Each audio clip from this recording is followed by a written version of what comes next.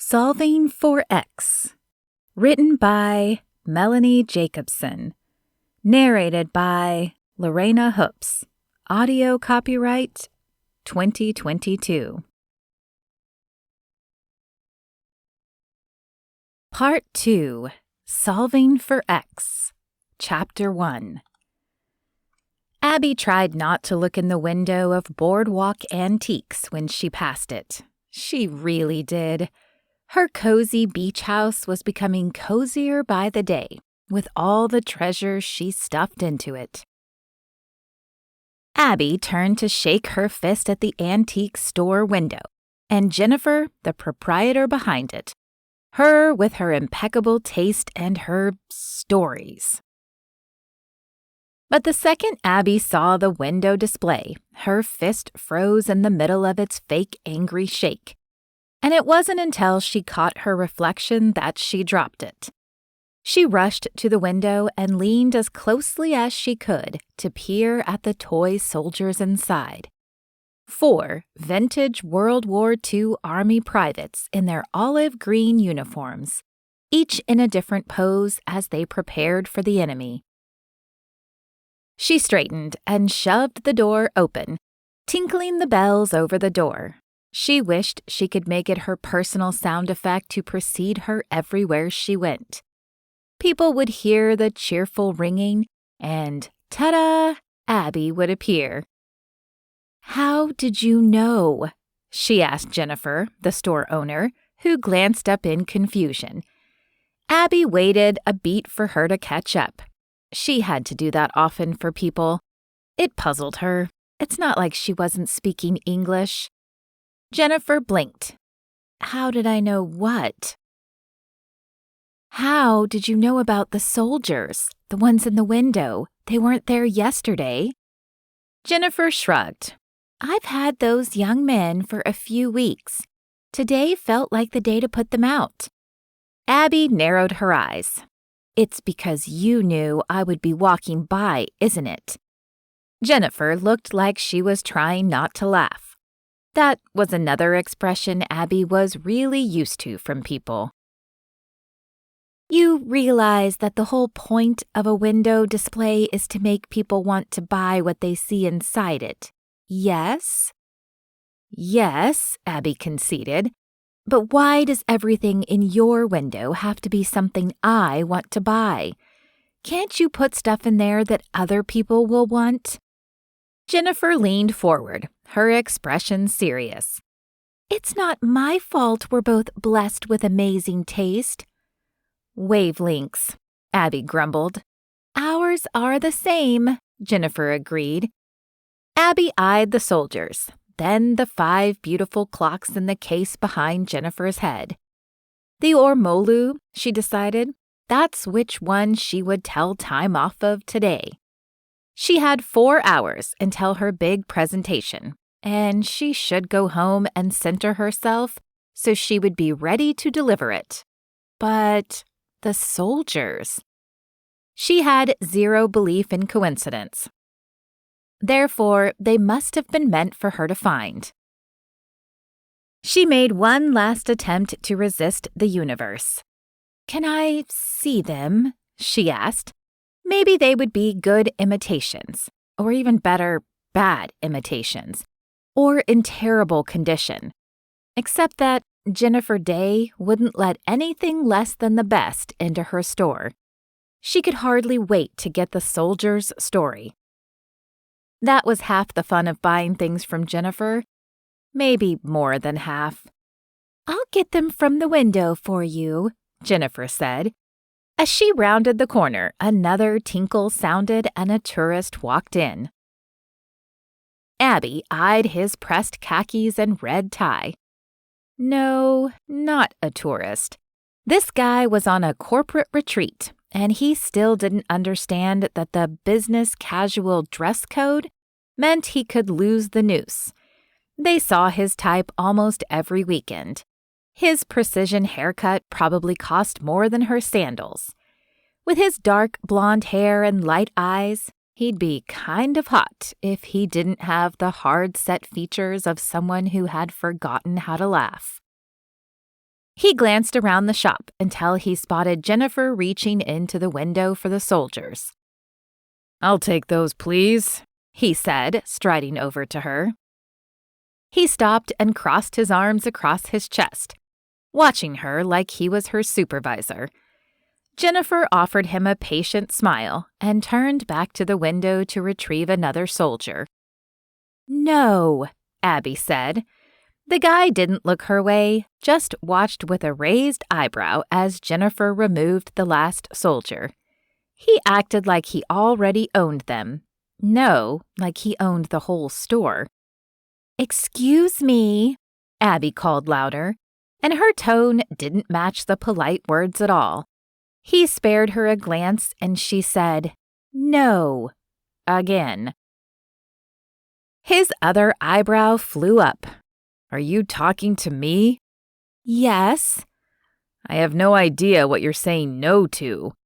"You said you'll take those soldiers, and I said no," she repeated, and said all the words slowly, like when she read for the toddlers at Wonderland books. "I'm already buying them. That's why she's getting them out of the window."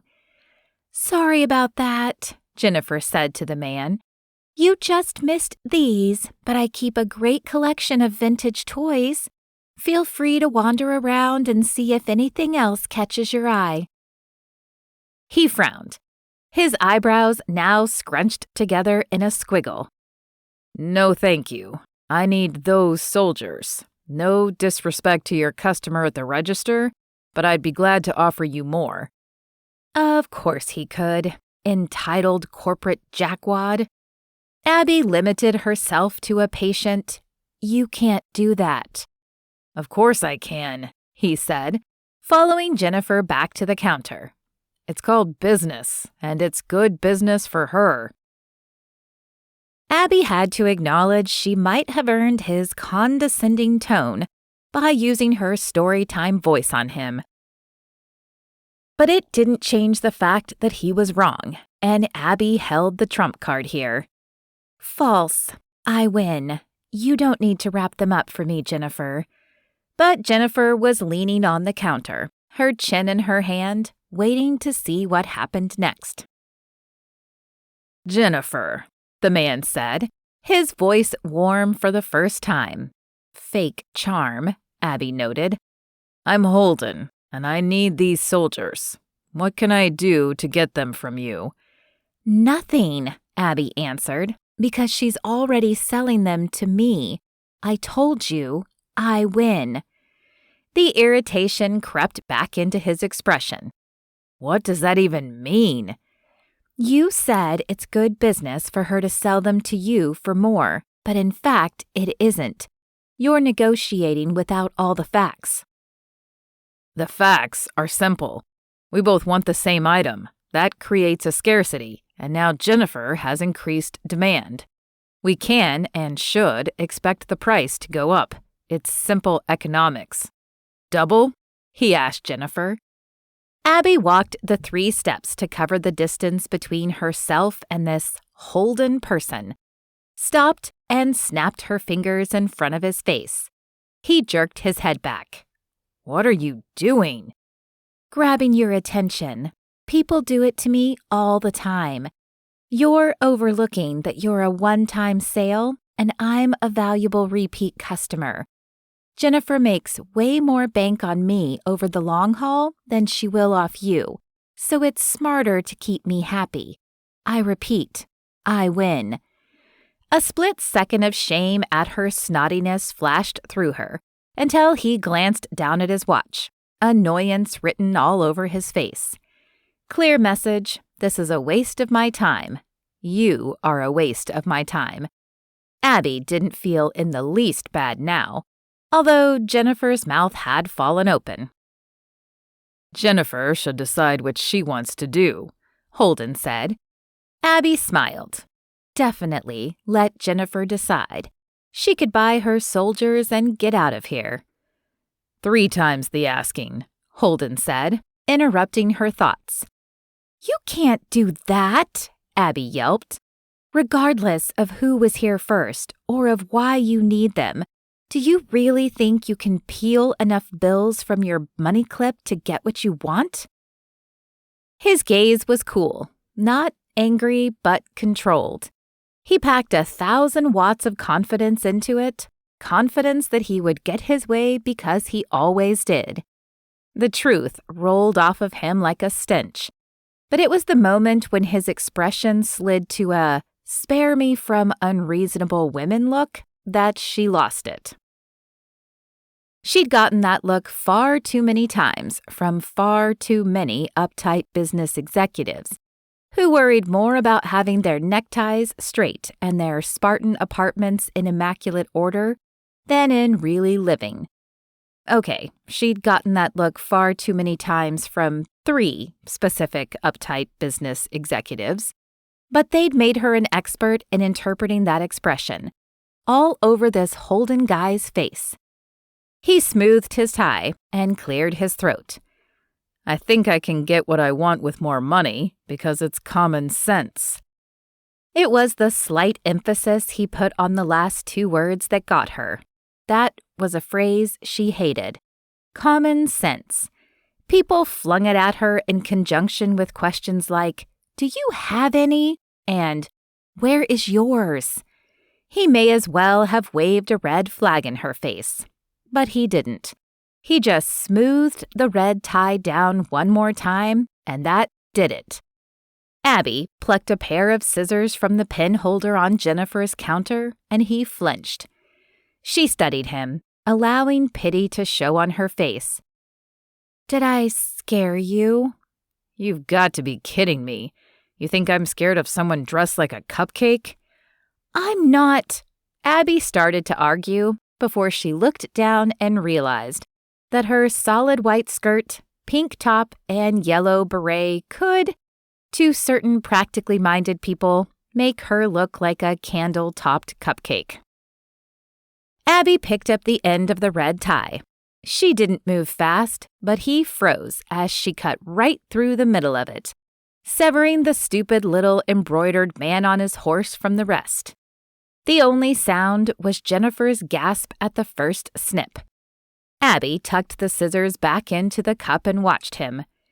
It was a full minute before he said anything, and in the final 10 seconds, she almost felt bad until his sneering common sense inflection echoed through her head, and she got over it. "What the hell?" he finally managed, staring down at his tie. Half a tie. "Isn't this what business negotiations are all about?" she asked, her voice icy. "Flexing metaphorical muscles and proving who wants something more?" "Bad business negotiations are." He fingered the sheared-off end, confusion on his face.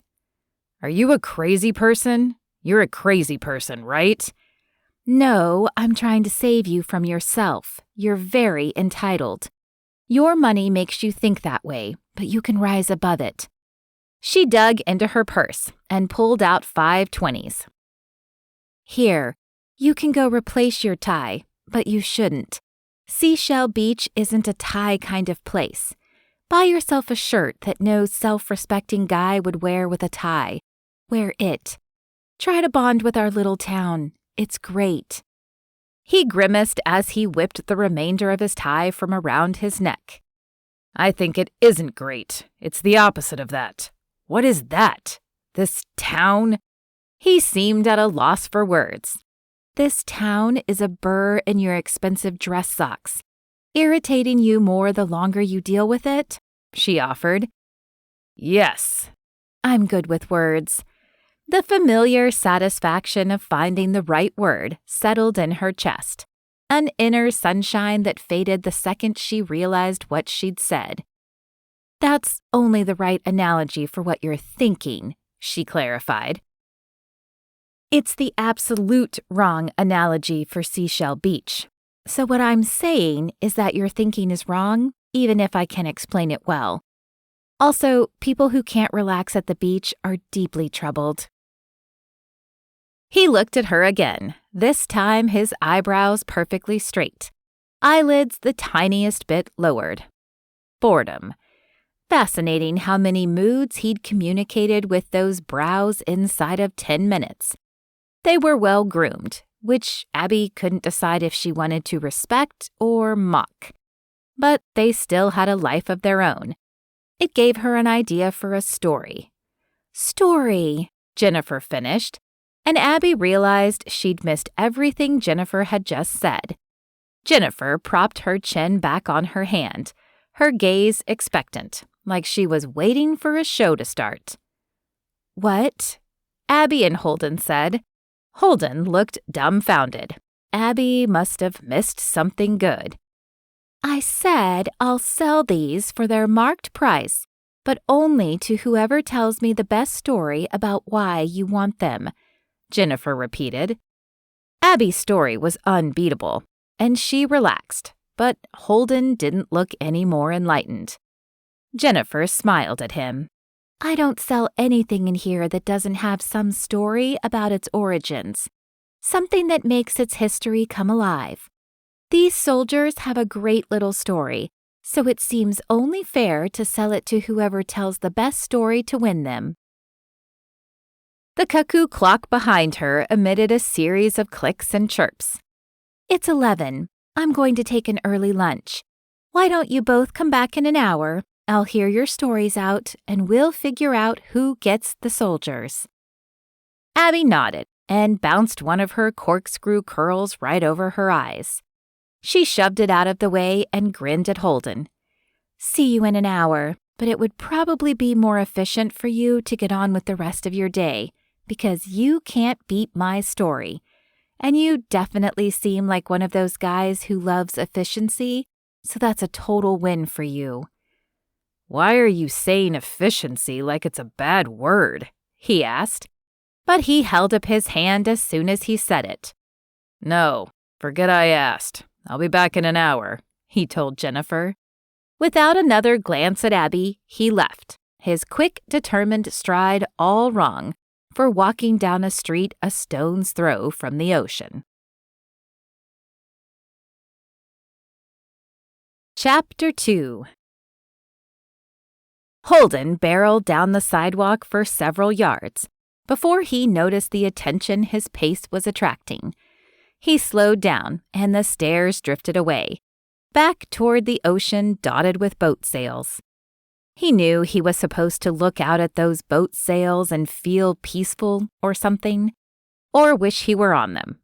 That's what the CEO had dragged the executive team down here for, to change their physical environment so it would change their work environment, which would be great if it needed changing, but it didn't.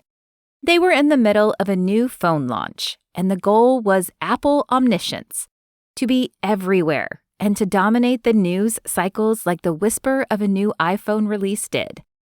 But they weren't Apple, and that meant they didn't just have to have the best product, they had to have the best product by far. And they did. What they did not have was the media saturation they needed. They needed the kind of buzz that would bring industry tastemakers like Wired to their door, begging to put them on the cover. Without that, the phone launch would be a pop and a fizzle, not the seismic shift they needed to change the face of the communications industry forever. These weren't small ambitions, and Holden couldn't have people with narrow vision on the team. And David Macklin, CEO, disliked Holden's approach to motivating them so much that he'd used words like burnout in conjunction with ocean retreat to explain why Holden and his entire team had to lose 3 valuable days to bonding over this bogus touchy-feely Hallmark card motivational stuff, instead of pushing even harder on the phone launch. They'd gotten in late last night after a 4-hour drive down from Silicon Valley on a luxury bus. Those 2 words did not belong in one sentence, but it wasn't a Greyhound, so whatever. He'd managed to use most of the drive time to focus his team on brainstorming ideas for product positioning, but they'd gotten kind of irritable toward the end. He'd dropped it, but he'd climbed off the bus more wound up than when he'd gotten on it, thanks to losing that final hour, plus the next 3 days for work. Well, for work with his team. They could bond. He'd strategized on his own while they drew self-actualization portraits, or whatever ridiculous class he'd seen on the schedule this morning that had sent him back to his hotel room and laptop. He'd only come out for coffee, but the Boardwalk Antiques window display had hijacked that plan. He didn't need a lot of material things. He'd moved around too much as an army brat to get too attached to things he'd have to leave behind. But the need, the pure bolt of wanting that shot through him when he'd spotted those soldiers in the window, had made his hand shake when he'd pushed open the door. Holden pulled the prototype Apex from his pocket, the gunmetal gray gleaming in the bright coastal sun. The phone was so close to being perfect. It would definitely be the best thing on the market. Instead of thinking of ways to prove it, he had to burn 72 hours listening to people talk about their feelings. His dad would definitely not respect that. He put the phone away. Sometimes he wished he could go back to the days when it was just him and 10 other people trying to get DBR tech off the ground. He missed the high stakes of talking to venture capitalists and having to be the guy with the idea out of thousands of competing ideas that got the nod and the money. Holden had excelled in those battles, a warrior who took no prisoners, because they were fights that mattered. Yet another store window caught his eye. More children's stuff. But it wasn't a good thing this time. It was some bookstore display of the most ridiculous pink covers he'd ever seen. They appeared to be about a white cat, dressed like a toll factory had vomited on her, who went on adventures. He shook his head and moved on. Wasn't the upcoming generation supposed to be raised on gender-neutral stories that didn't encourage damaging stereotypes, like all girls liked cats and pink and frivolity? Who was out there producing books about girls who wrote kick-butt computer code or engineered kick-butt robots? That's what he would want his niece to read. This whole town was backwards. He couldn't wait to leave. But if he was going to have to go back to the hotel and engage in ridiculous team-building activities, then he'd fortify himself with some hardcore business wheeling and dealing, just for old time's sake. The woman from the antique store popped into his mind's eye. Did she seriously not realize that she looked like she'd walked off a bakery shelf? Zero surprise that she didn't have the first idea of how business actually worked. I was here first was not a valid reason for her to get the soldiers. Even with the owner's absurd story condition, he was determined to get what he wanted. The slight spike of adrenaline at the prospect of a contest felt better than caffeine. Holden would take his challenges where he could get them, and right now that meant winning the soldiers. He needed that connection to his childhood and simplicity, unlike he'd needed anything in a long time. He ducked into the next cafe and ordered a coffee that tasted better than he wanted to admit, for something that came out of Seashell Beach. He found himself a patio table, then executed a search on his Apex for stories plus 10 soldiers. Tell the truth, a whisper through his brain said, but he wouldn't. The owner hadn't specified a true story, and he wasn't about to lay his lonely childhood bare for 2 strange women, especially not when one of them was a cupcake. Not even for a cupcake with a tiny waist and ridiculous curls. He didn't even get into that stuff with people he knew well. It wasn't a big deal. He'd survived it and become a successful adult who was still on speaking terms with his father. It was way more than most people had, and not one part of him, besides that stupid whisper, wanted to lay out some sob story that didn't matter anymore. He needed a far more interesting story than the truth, and on the 5th page of search results, he found it. A link to a book review popped up for some blog called Retro Reads. The cover in the image showed a boy around 8 years old, saluting a Barclay tin soldier under the title Private Dan Saves the Day. The book had been published in 1952, the decade of America is Awesome, when there was nothing wrong with building an entire children's story around a soldier. It was definitely not the vapid Tutu Kitty brand of stories selling now. He read through the reviewer's summary of Private Dan's heroics. Yeah, this was the key to winning the toy soldiers. He'd add a few of his own details, and Abbie Cupcake was doomed. He sat back and grinned, noticing the ocean breeze for the first time that morning. Must be what victory smelled like. Chapter 3. Abbie spent the next hour going over her notes for her presentation that afternoon. Work always focused her, usually to the exclusion of everything else. But she remembered to set an alarm on her phone so she wouldn't get so lost that she forgot to show up at Boardwalk Antiques again. She forgot to show up a lot of places. She would reward herself with a treat from Delilah's Desserts in honor of winning over a guy who called her a cupcake. In fact, she'd choose the most indulgent cupcake Delilah made, something with cream cheese frosting and sprinkles and chocolate shavings. And if Delilah made one with all that plus some sort of ganache stuffed center, even better. She could almost taste it. There was no way the guy's story could beat hers. When the alarm went off, she tucked her notebook into her tote, a bright bag quilted from pieces of fabric printed with birds that she could not love more. The store bell announced her arrival, and Holden looked up from the counter where he was studying the soldiers Jennifer had set out. He was better looking without the tie. Well, hotter in a general sense. She didn't know what her type was exactly, but he was definitely the opposite of it. But other girls might find him hot, until he talked to them like they were morons, anyway. He nodded toward the soldiers. Let the battle begin. Jennifer waited for Abbie to reach the counter. Since Holden got here first, we'll let him start.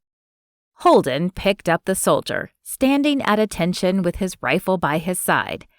The soldier looked almost alive, like he was ready to spring into action at the first sound of a snapped twig while he stood watch. Holden started to say something and paused to clear his throat.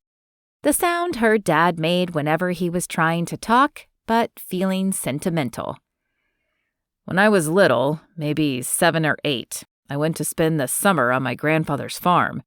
He was a World War II vet, the 6th Infantry Division serving in the Pacific.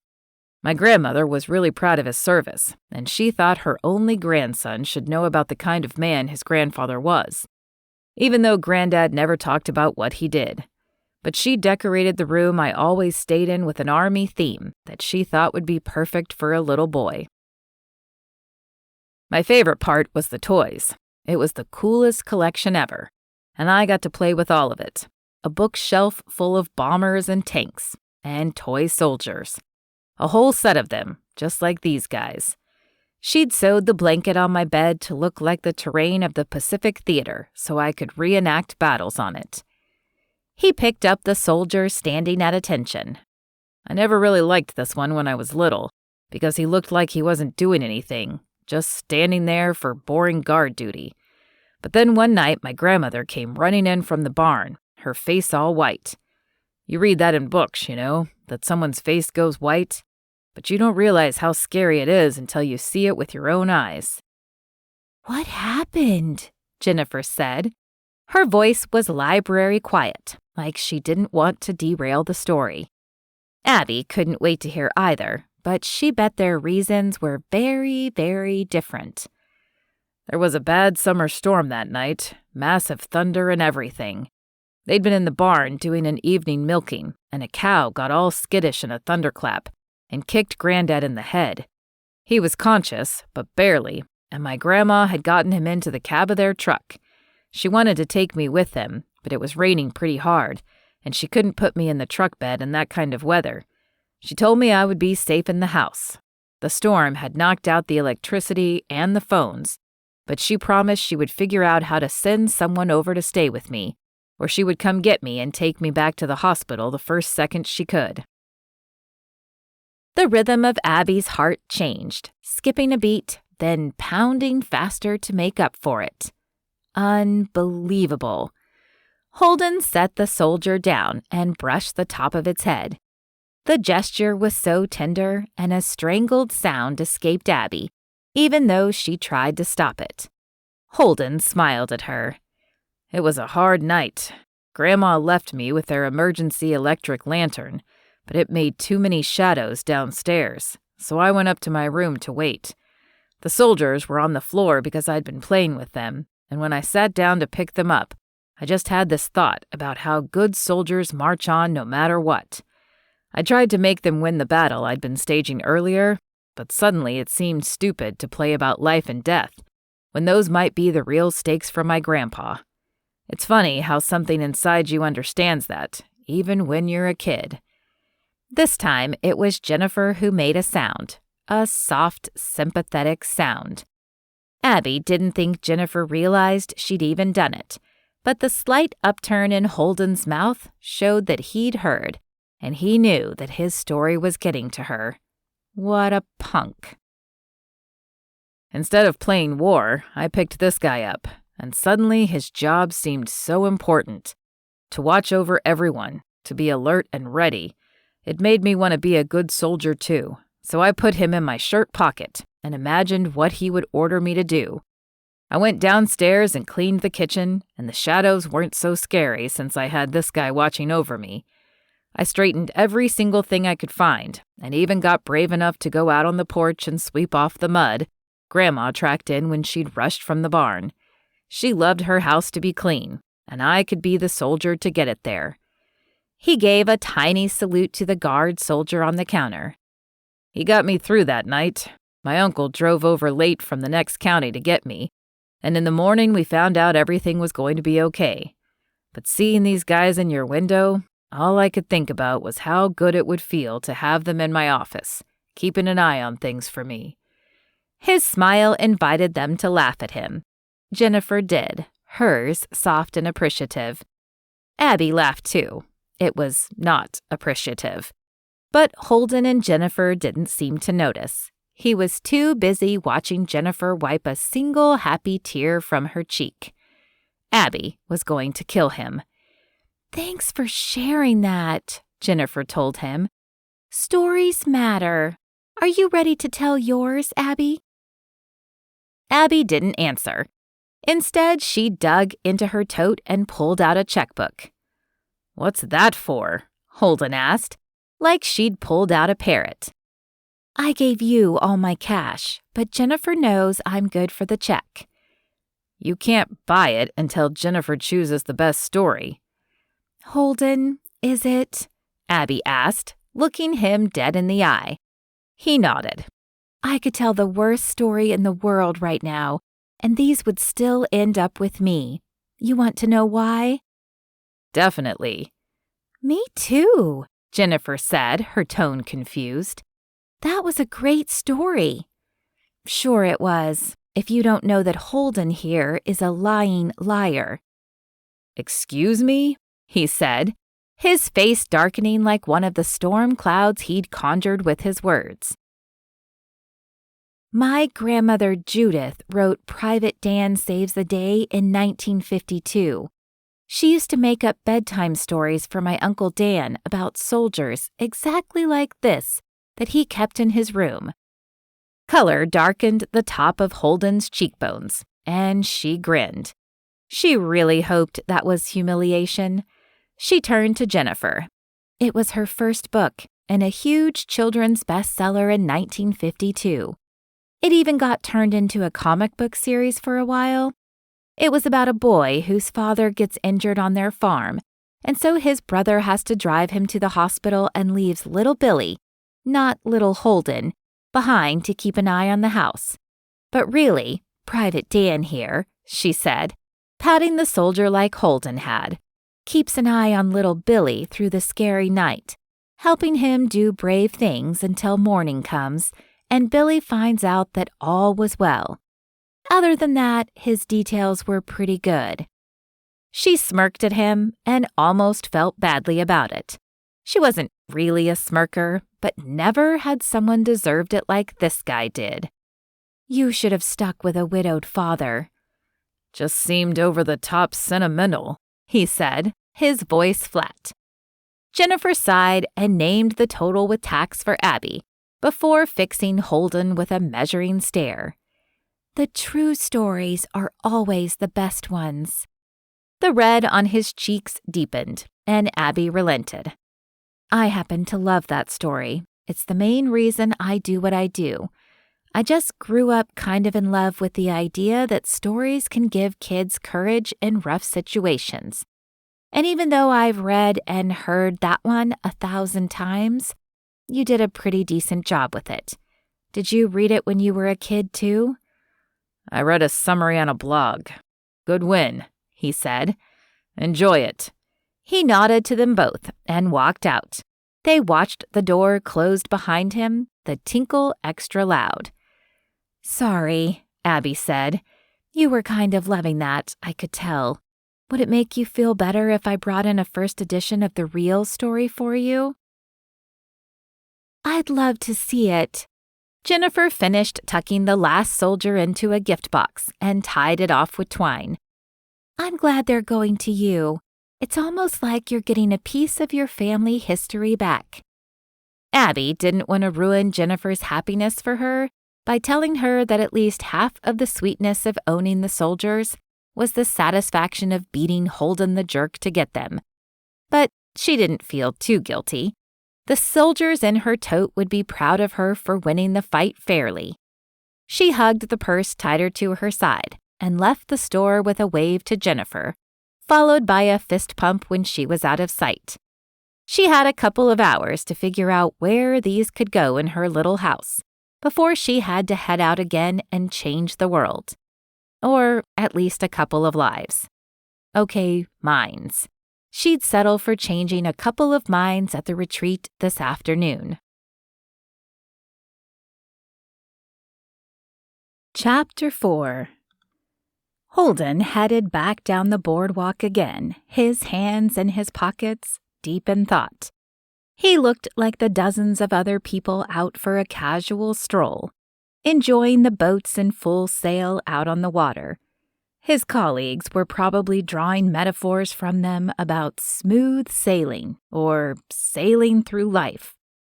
There couldn't be a more inaccurate symbol for him right that second. He needed sailboats out there with no wind in their sails. Then it would be about right. Yes, he'd totally lifted that story, but his true story was lame and boring. Besides, the owner hadn't asked for true, just good. Why, of all people, did he have the bad luck to tell it to the granddaughter of the author? What a stupid, stupid coincidence. Whatever. Time to shake it off and get back to his hotel room to do the work that mattered. He pulled his phone from his pocket to check the time. It vibrated in his hand, and for a split second it was like it was laughing at him. But the display lit up with David Macklin's name, and Holden answered the call. Hey, Dave. I don't care where you are because no answer you give me is going to be a good one, Dave barked. You know why? Because it's not here, eating with your teammates or doing much of anything with your teammates at all today, and that's the whole point of this. His tone startled Holden. Dave was one of the most even-tempered men he knew, despite the CEO's high-energy approach to business. Sorry, I was just using the downtime to work on some Apex strategies. It's not downtime. The words clearly came through gritted teeth. You are the main reason we're doing this retreat. You're too good to lose, but you're burning your team out. You need to recalibrate as a team so you all have the same vision for where you're going next. Holden wondered if he should burn incense and pass a peace pipe after they all found that vision together around a nighttime beach bonfire. He said nothing but rolled his eyes. It was juvenile and made him feel 10 times better. You need to be at the first session after lunch, or I'm transitioning you off of this project for everyone's mental health. But most especially yours, Dave said, in a tone as commanding as any Holden had ever heard from his Major General father. If I have to save you from yourself, then I'll do it. Be there after lunch. Fine. The beauty of the Apex was it could be a complete office for him, even while he sat in some Tony Robbins-like pep rally. And leave your phone behind, Dave ordered. You're not just showing up, you're going to be present, in the moment. Pick the motivational fridge magnet that makes you happiest, but I want you all there, not just your carcass. You got it? Got it, Holden said. Dave didn't even say goodbye. He did, however, give Holden a marginally pleased nod an hour later, when he walked down the hall for the first afternoon session. Holden mustered a smile. See, Dave, I'm enjoying this so much this fake smile is going to break my face. He glanced at his program to see what the next session was. Storyboarding, writing your success story. It was scheduled for 3 hours. Seriously?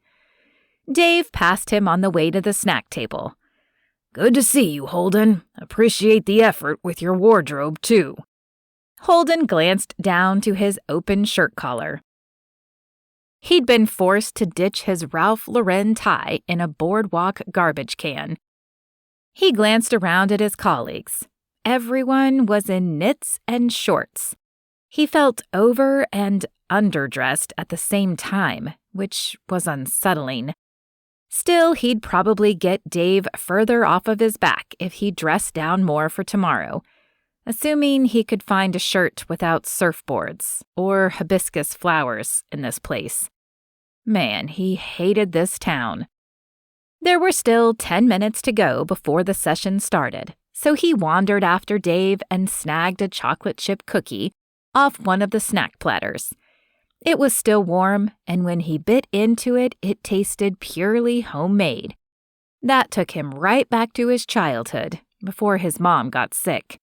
A warm chocolate chip cookie reminded him of her hugs.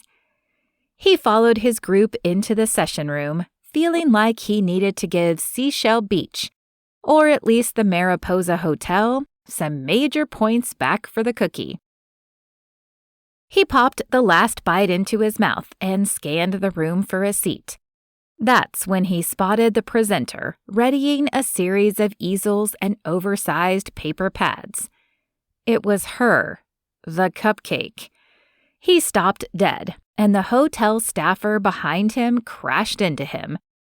Holden gasped as the 6 pitchers of ice water the waiter carried splashed down his back. The gasp caused him to inhale the cookie instead of swallowing it, and that made him choke. But it was the look of sympathy and amusement on Abbie Cupcake's face that sent him straight over the edge. "You all right, man?" That from the staffer. "I'm so sorry, sir." Holden waved him away, too mad to say anything. He wasn't mad at the waiter. It was Holden who'd stopped short, but he was mad nonetheless, mainly at Abbie's trying not to laugh face. Murmurs from his co-workers reached him through the blood pounding in his head. They thrust handkerchiefs and tissues at him to help with the mess. That was how you were supposed to act when someone got 2 gallons of ice water down their back. You were not supposed to hold back a laugh. Especially not when the victim was a guy you'd already humiliated twice in one day. Someone handed him a bottle of water, and he drank enough to clear the cookie out of his throat. And that was sad too, because no warm chocolate chip cookie should ever be washed down with water. "Are you all right?" his launch manager Sarah asked. Fine, Holden said. He caught Dave's eye. I better change. I'll be back. Dave nodded.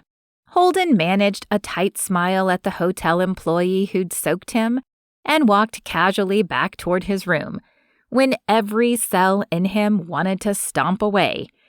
But stomping was really ineffective when your shoes made a squishing sound with every step. He passed the hotel gift boutique and made a quick detour inside, hoping that at least one thing would go his way today. Luckily, it sold golf clothes for the nearby course, and he picked up a blue golf shirt, plain, no flowers or palm trees, and some tan shorts. At the last minute, he threw in a pair of flip-flops. Sandals? He couldn't decide which name was worse, but the only footwear he'd brought with him were his now soaked wingtips and a pair of beat-up running shoes that would look ridiculous with anything but his running shorts. He hurried to his room and changed in 5 minutes flat. He didn't want the cupcake thinking he'd retreated. He slid the flip-flops on and grunted with annoyance when they felt every bit as comfortable as his $200 shoes. He wanted to hate them, but he couldn't help but appreciate how well they allowed his soaked feet to dry. He returned to the conference side of the hotel. The door to the storyboarding session made a loud click when he opened it, and he'd never felt as stupid as he did walking up to the only open seat, a spot his product development manager Dustin had saved him at his team's table near the front of the room. At least 4 mouths at that table dropped open slightly, and he could feel the lame heat across the tops of his cheekbones again. Abbie Cupcake didn't help at all when she quit speaking completely. Fine. He'd play it off. He stopped in the middle of the aisle, held his hands out to his side, and did a slow turn. The room burst into laughter with a few claps thrown in. "You seen the boss anywhere?" Sarah called out. "Button-down shirt and tie guy wouldn't know how to put on flip-flops with a YouTube tutorial." That really set the room off. Holden sighed. Apex Team Retreat Lesson 1. There's stuff you don't know about me. Surprise, I own more than wingtips and Oxfords. "You should probably pull the price tag off of that shirt," one of the women on the marketing team called. That set off another round of laughs. Holden grinned as he reached behind him to pull the tag off. He slid his hands in his pockets and did his best to saunter to his seat. He eased into it and nodded at Cupcake. Except she wasn't looking like a cupcake now. The bright skirt, shirt, and beret were gone. Her hair was still a wild mop of curls, but she'd changed into a dress, still bright, this time blue. It had a collar and tied around the middle. It looked like dresses he'd seen women in his office wear a million times. But on Abbie, it looked different. Partly it was her untamed hair, looping and flouncing away from her head like a shorter, blonder version of that one Disney character his niece Haley liked so much, the redhead Scottish one.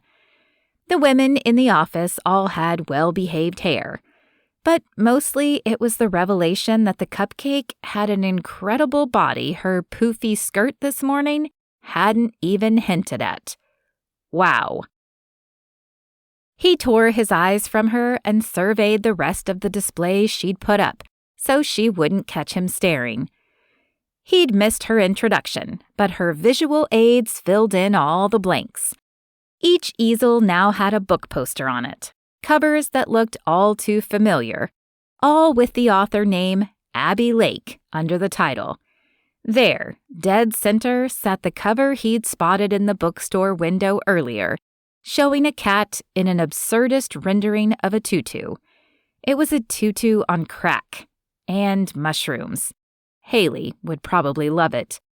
But Haley was also obsessed with princesses who had corkscrew curls and no hairbrushes, which showed a clear lack of strategic thinking, He wanted to walk up and tuck the one curl that had fallen into Abbie's eyes twice already behind her ear. It was annoying. There were things to help that, like hair gel, or spray, or bobby pins, most likely. The curl fell again. He winced. Abbie blinked once, shook her head, blinked twice more, and cleared her throat. As I was saying, the point of stories is to capture the imagination. There are a million stories out in the children's book market about cats. So why did Miss Leona Kitty here win the Caldecott? And why does she stay at the top of the New York Times bestseller list? Good question. Because I think her story is every girl's story.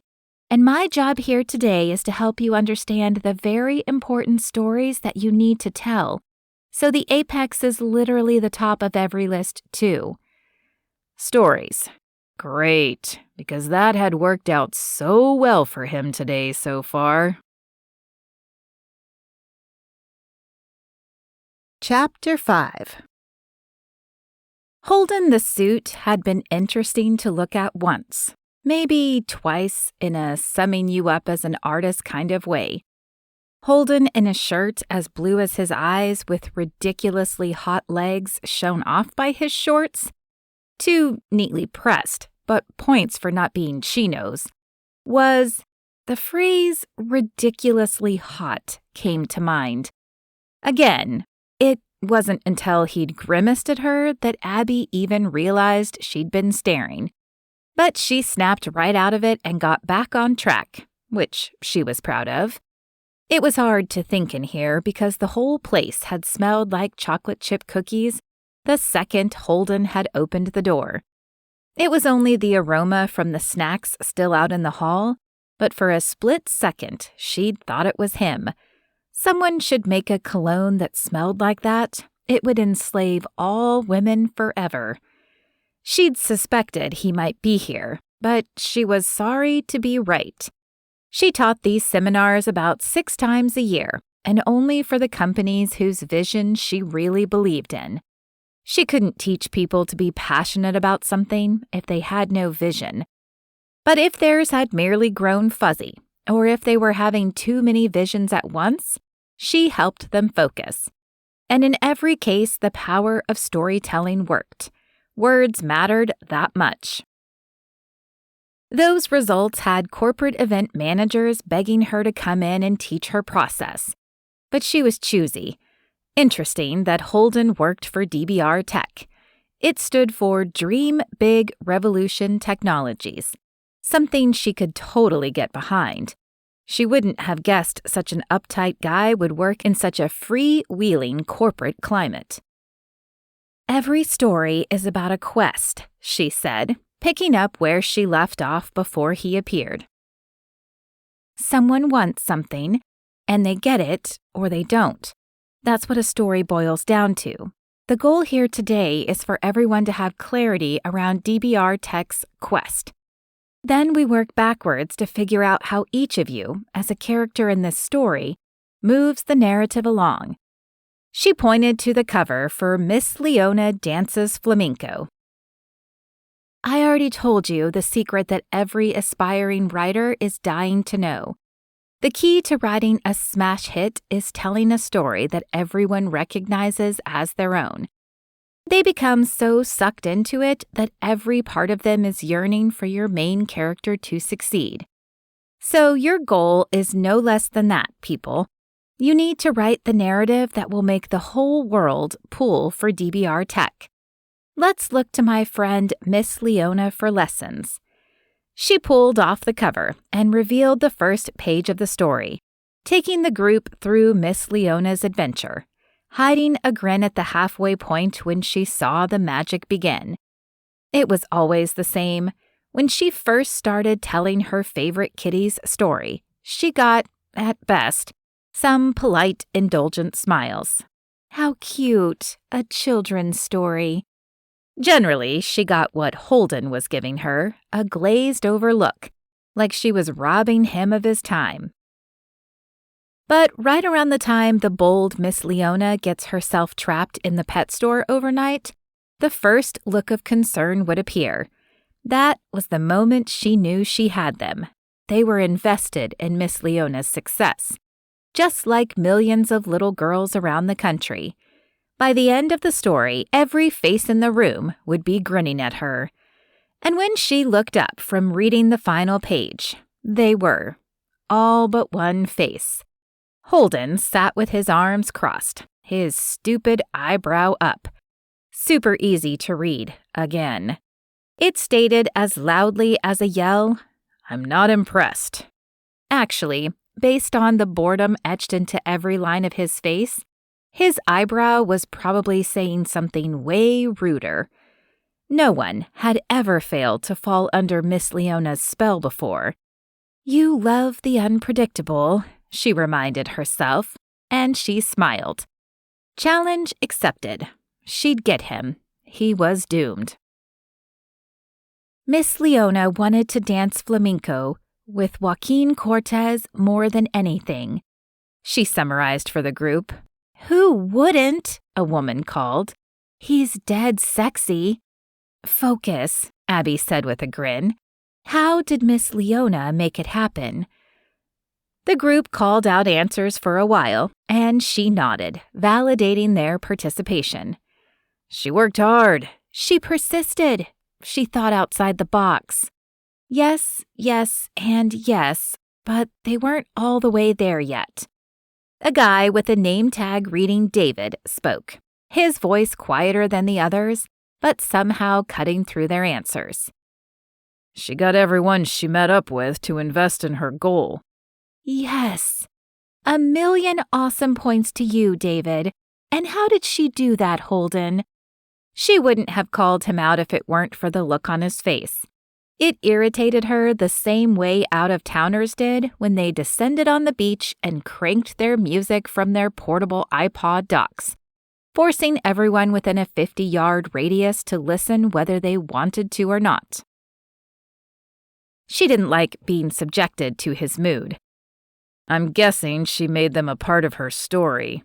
"Exactly," she said, smiling at him. "It's amazing what a story can do for you."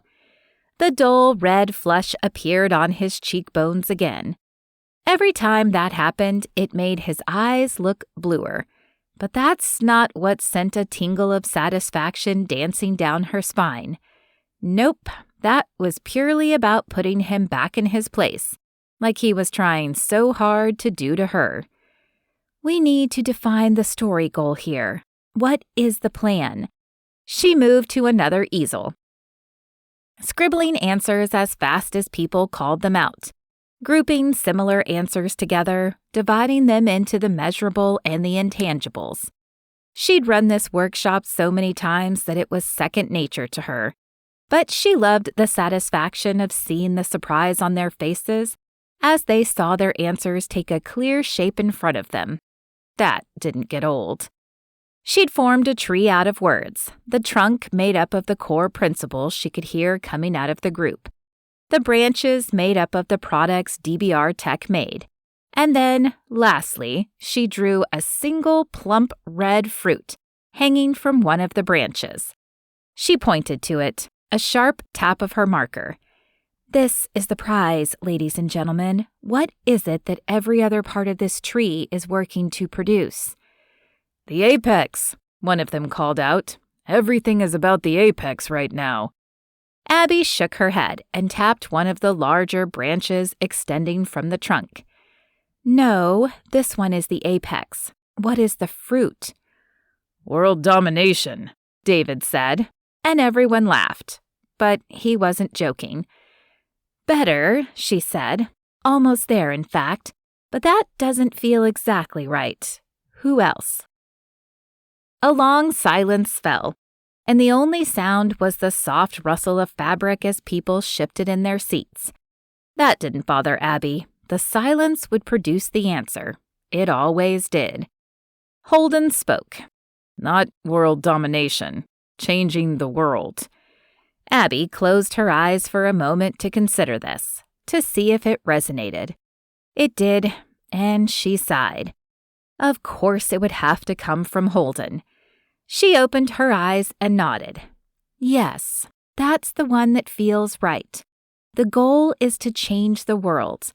We can file what happens after that under happily ever after. We don't get to see that part of the story too often, but let's talk about it right now. What does a world changed by the apex look like? More answers flew, and she drew each one as a seed coming from the red fruit.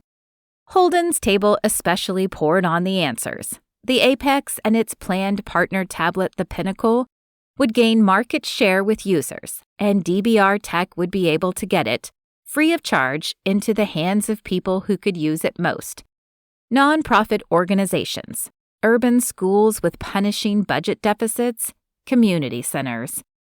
Not long after that, they could go worldwide, helping to power small businesses in developing nations and revolutionize family economies on a global scale. The energy around these answers was different, a higher frequency, and focused. She smiled out at the room again, excited for them as they let their thoughts flow. All of them except for two. David sat quietly, but his eyes darted from speaker to speaker, weighing their words. And Holden. He was not engaged. His eyebrow rose and fell a few times, but his face stayed otherwise bored. So bored. When the group's answers began to slide toward tangential chatter, Abbie reined them in. You guys are nailing this. Corporate types responded to praise. They couldn't help themselves, the overachievers. But I want to remind you that this is a process that works and has worked for a dozen companies before you when you give yourself over to it. So stay open and let the magic happen. You're sharing an incredible vision of your happily ever after. A woman her mother's age, sitting next to Holden, jerked her thumb at her stone-faced boss. It's this guy's vision. He dreamed it and made us believe it. That's where the company name came from. It was a powerful compliment, but Holden's expression didn't change by so much as a twitch. Abbie fought to keep her smile from growing brittle. How could he be the guy with such a profound vision and the worst attitude she'd ever seen in one of these sessions? She pulled herself together. Now that we've got the story goal, we need to work backwards and discuss who is going to get us there. It's time to talk about the characters. We'll use animals since I draw those better than I do people. We need to start with our chief animal. He's not always the main character, but it's usually his decree that sets things in motion. Let's do fish. That would lend itself to bright colors, and that always made her happy. We'll make the big guy the orca whale. Who's the big guy? Dave, said at least a dozen voices. Dave it is. She turned to start the orca, but Holden interrupted her. Maybe something besides fish. Fish are pretty dumb when you think about it. They're not exactly great strategic planners. Fine, she said. Birds, then. Still plenty of bright colors she could work with. Birds, as in bird brains?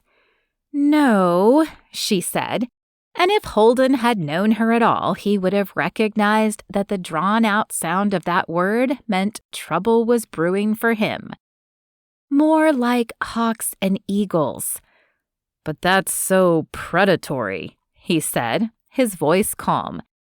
But since everyone was facing her as he spoke, only she could see the glint in his eye that said he was messing with her. She took a deep breath. The energy was shifting back toward him, but it was changing to a more frenetic, spiky energy, and quickly. These people were used to listening to him. We'll go with a jungle theme. Clearly, Dave is the tiger, setting out on this quest with the goal of changing the world. She turned to sketch out the tiger and recapture the group's attention. Dave interrupted this time. I wouldn't say that's quite right. It's Holden on the quest here, so I guess he's the tiger. Abbie straightened. Nope, not a tiger. That's not it exactly. Holden's not a tiger, but I know exactly how to draw him.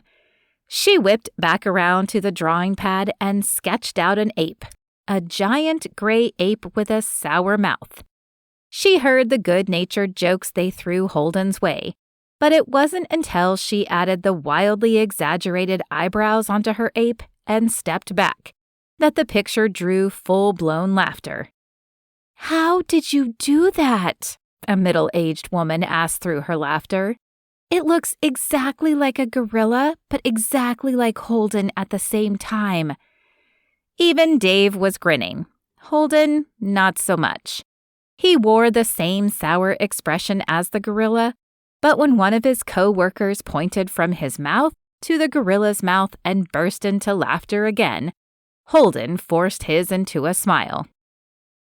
Well, he probably thought he was smiling. If she drew him now, it would be as a gorilla baring its teeth. When the laughter kept coming, his smile tightened. And weirdly, Abbie felt the same tightening in her chest. Was that guilt? She tried to push it aside. Holden had without question earned his caricature. But the forced smile on his face made it all seem less funny. She spun back to the drawing pad, eager to get past this and redeem herself. And she could only do that if she redeemed him. Her marker spun out a tiger, benevolent but watchful. Meet Dave. That earned claps of approval, and from there she characterized each part of the Apex team as a different animal. The marketing team became a macaw, the product development team became capuchin monkeys, clever little tool users that they were. And so it went. As soon as she could, she directed each team to work at their tables, to develop the frame for their part of the story, sketching out a plot of how they fit in. Holden stayed quiet through all of it. She was beginning to feel like a bad human. She'd told the group she wasn't good at drawing humans, but that wasn't true. She was an exceptionally gifted caricaturist, but she hated that her art tended to betray character flaws that her subjects didn't want to see. And in most cases, weren't ready to see. So she'd given up caricature years ago and switched to animals. But making Holden into an ape had made him way too easy for her to mock. And now he was dealing with the emotional aftermath of having his entire department laugh at him and his communicative eyebrows. She'd made it okay for them to ridicule him. When had she become a bully? Inside, a sick feeling grew. How could she write Miss Leona beats the bully and then turn around and do this? She moved from table to table, supervising the progress of their stories. Her job would be to pull it all together and facilitate a discussion that would allow the group to write a happy ending where the gorilla got the fruit. She'd gone to every table but Holden's, and she couldn't put it off any longer. She swallowed and walked over, standing so she wouldn't have to look directly at him.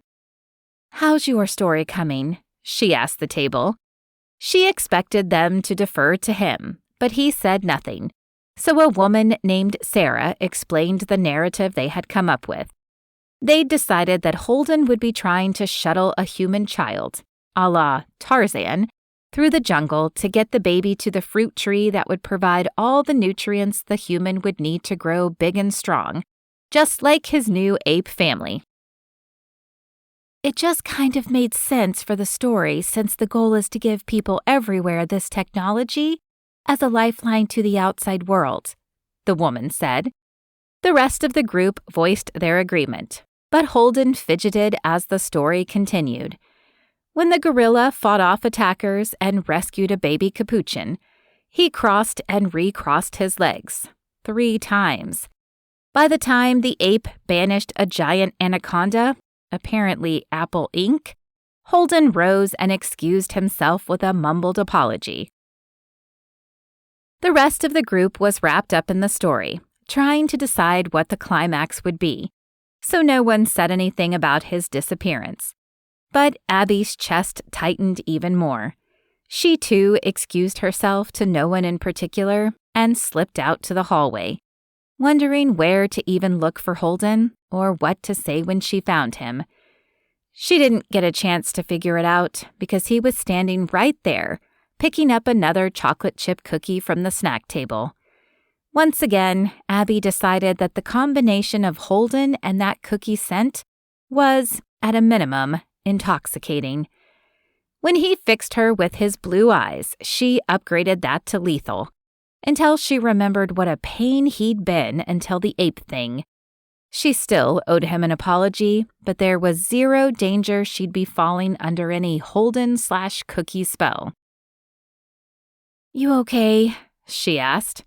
Sure, just bored. Needed to stretch for a minute. Ouch. Nice to hear he had such a high opinion of her presentation skills. It's not you, he added, and she wondered if she'd winced. It's all of this. I know Dave thinks dragging us here for 3 days and doing stuff like this is important, but I think being in the office and actually working on the Apex rollout is important.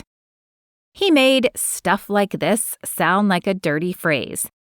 It was crystal clear to Abbie in that short explanation why exactly Dave had dragged everyone down here, especially Holden. "Sorry, you're bored." That sounded snotty and defensive. She drew a cleansing breath, counted to 5, and tried again. "And sorry I drew that ape. That wasn't cool. I have a temper, or so I hear." His hand crept up to pat his chest for a second, like he was checking for the tie that used to be there. "Right. Don't worry about it. It was a good ape." She felt the need to make a better apology, something more than, "I'm sorry." So she tried for a compliment that it pained her to pay. "It seems like it's a great ape, if what that table in there says is true. They're big fans of that ape." That won a small smile from him. "Maybe, but they kept trying to send him into patches of stinging nettle. Does that even grow in the jungle?" Abbie laughed. Maybe the nettle is a metaphor for setbacks. "Nope. Pretty sure they just want the ape in the nettle." Abbie didn't know what to say to that, and she wasn't one to talk, just to talk. Maybe he was a bit of a jerk, but she'd seen with her own eyes that he'd had a rough day. One she had contributed to, and it was barely after lunchtime. So she bit back a joke about how much he nettled people. "I've taught a dozen or so of these storyboarding classes, and I've learned how to read a room full of corporate types. In my expert opinion, they may want to see you in the nettles a little bit, but I've seen it when they want to shove the guy into a pit of crocodiles, and that room doesn't," she said, pointing behind them, "and that should count for something. Probably. Maybe it didn't with this guy, but if it had bothered him enough to seek solace in a chocolate chip cookie, maybe it would matter." "You came out here to make me feel better?" A laugh hid in his question. The guy who got his tie cut off by a clearly crazy person, lost out on a business deal to said crazy person, had 14 million gallons of ice water dumped down his back, and then got thrown into the nettles, repeatedly, by his subordinates? Yeah, seemed like you could use a pep talk.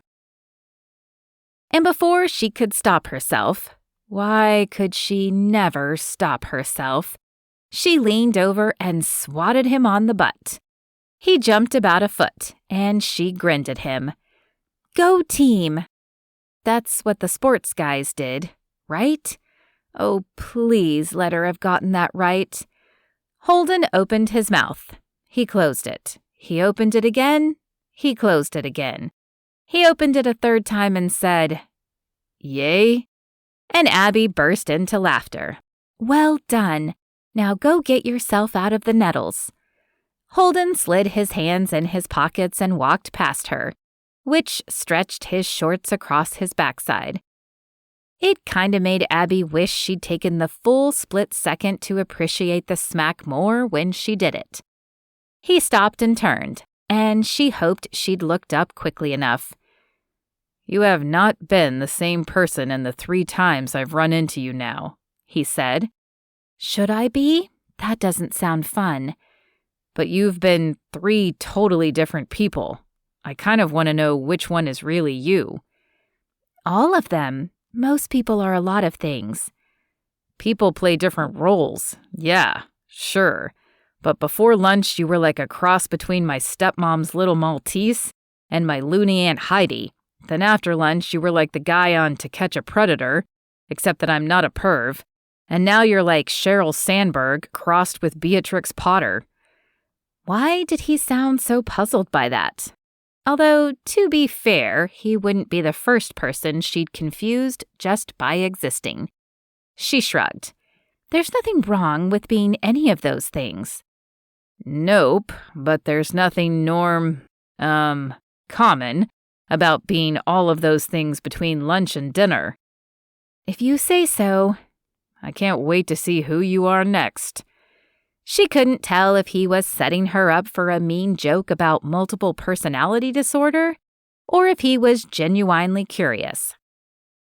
She hated that she'd learned to be guarded enough to even wonder, but life and ex-boyfriends who didn't know when to take off their ties had taught her to be wary. We won't have to cross paths again after this afternoon, so I guess it'll stay a mystery. Race you to the table, she added, hustling to beat him to the conference room door. Wait, I don't like unsolved mysteries. Go to dinner with me, and let me see what else I can figure out. She froze with her hand on the door and glanced back at him, finding exactly what she expected to see, a look of total confusion on his face, like he wasn't sure who had opened his mouth and invited her to dinner with his voice. It was happening again, and it had ended badly all 3 times before. Hotshot business guy is attracted to his polar opposite, a cute, artsy children's book author who lives her life by impulse. That and by a carefully regulated system of cell phone reminder alarms, so she could function kind of like a grown-up. She'd learned to say no to the Holdens who drifted through Seashell Beach. No, Holdens didn't drift. Holdens strode through Seashell Beach, purposefully, with no intention of stopping for longer than their weekend golf trip or corporate retreat. And while it should have been easier to say no to Holden, even with his Pacific blue eyes and caramel hair, she still at least said it. I don't think so, but thanks. I know I've been a jerk. Does it help that I'm sorry? She shook her head, but before she could speak, he sweetened the deal. I deserve to have my tie cut off, and you didn't need to pay me for it. So how about we take the money and use it for dinner and broker some kind of peace treaty? He was making it even harder with his genuineness and his smiles. But Abbie didn't want to be his mystery. She made sense to herself, and it only exhausted her when the suits in her past had tried to understand her. Generally, understanding her meant slowly trying to change her into someone else. And it didn't matter that Holden wasn't in a suit now. His bones were probably tattooed Hugo Boss. She shook her head and crossed the last few feet to the door to check on the progress inside. She turned to offer him one last no hard feelings smile and caught an expression she didn't expect on his face. Real disappointment. Could she really pile a rejection on top of everything else she'd done to him today? She let go of the handle. I changed my mind. I'll go to dinner with you, but I picked the place. His shoulders relaxed. Cool. Meet me on the corner of Tangerine and Beach at 7. No tie. He grinned. No tie. All right, let's go get you out of the nettles. Chapter 6. Holden should be more bothered that Abbie didn't add up. He was a numbers guy, an engineering guy, a make-it-all-work in the most efficient way possible guy. But it had quit bothering him after about 20 minutes of watching her in action when he'd walked into her class. Everything about her in that session spoke volumes about her talent and passion. In fact, his niece was getting a Miss Leona book every year for her birthday. Abbie had converted him in a half-hour flat. But beyond that, there was an almost scary intelligence in the way she was able to take storytelling principles, meld them with the corporate speak, and lead an entire room to produce a cohesive vision, something he hadn't realized had gotten lost along the way. By the end of the session, his team had quit throwing him into the nettles and had him scaling the tree for the fruit. But he'd insisted the ape couldn't have it unless he carried the macaw up the tree on one shoulder and a couple of monkeys on the other. When Abbie had drawn the final scene, with the ape back on the ground, holding the fruit out to his jungle friends to share, the entire room had burst into applause. Even Holden had sat there grinning. Abbie was crazy good with a marker, and more, she was good with people. She'd processed information very, very quickly and conceptualized it in an imaginative way. It fascinated him. He'd asked her to dinner on a rare whim, but he looked more and more forward to it as the afternoon wore on. When the session broke, he caught her eye and mouthed, 7. Her return nod made him feel way better than a simple nod should. It was as good as the chocolate chip cookies. And so what? The apex had been his sole focus for over a year. And if Dave was going to make him stay down here for 2 more days, then he might as well take full advantage of the situation, not Abbie, because that would be a jerk move. If Abbie was into a mutually beneficial flirtation, well, that was something else. He grinned all the way through the hotel lobby and almost got on the elevator before he realized he'd need to make another stop at the hotel boutique. It was the kind of compromise a guy made when his date hated ties.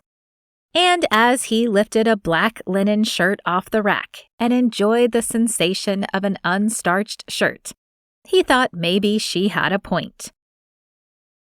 By 7:05, Holden stood on the corner of Tangerine and Beach, staring out at the pinkening sky. He didn't really take the time to look out of his office window in Cupertino at this time of day often enough. But he'd had 5 solid minutes of uninterrupted sunset staring now, and he was beginning to feel pretty dumb.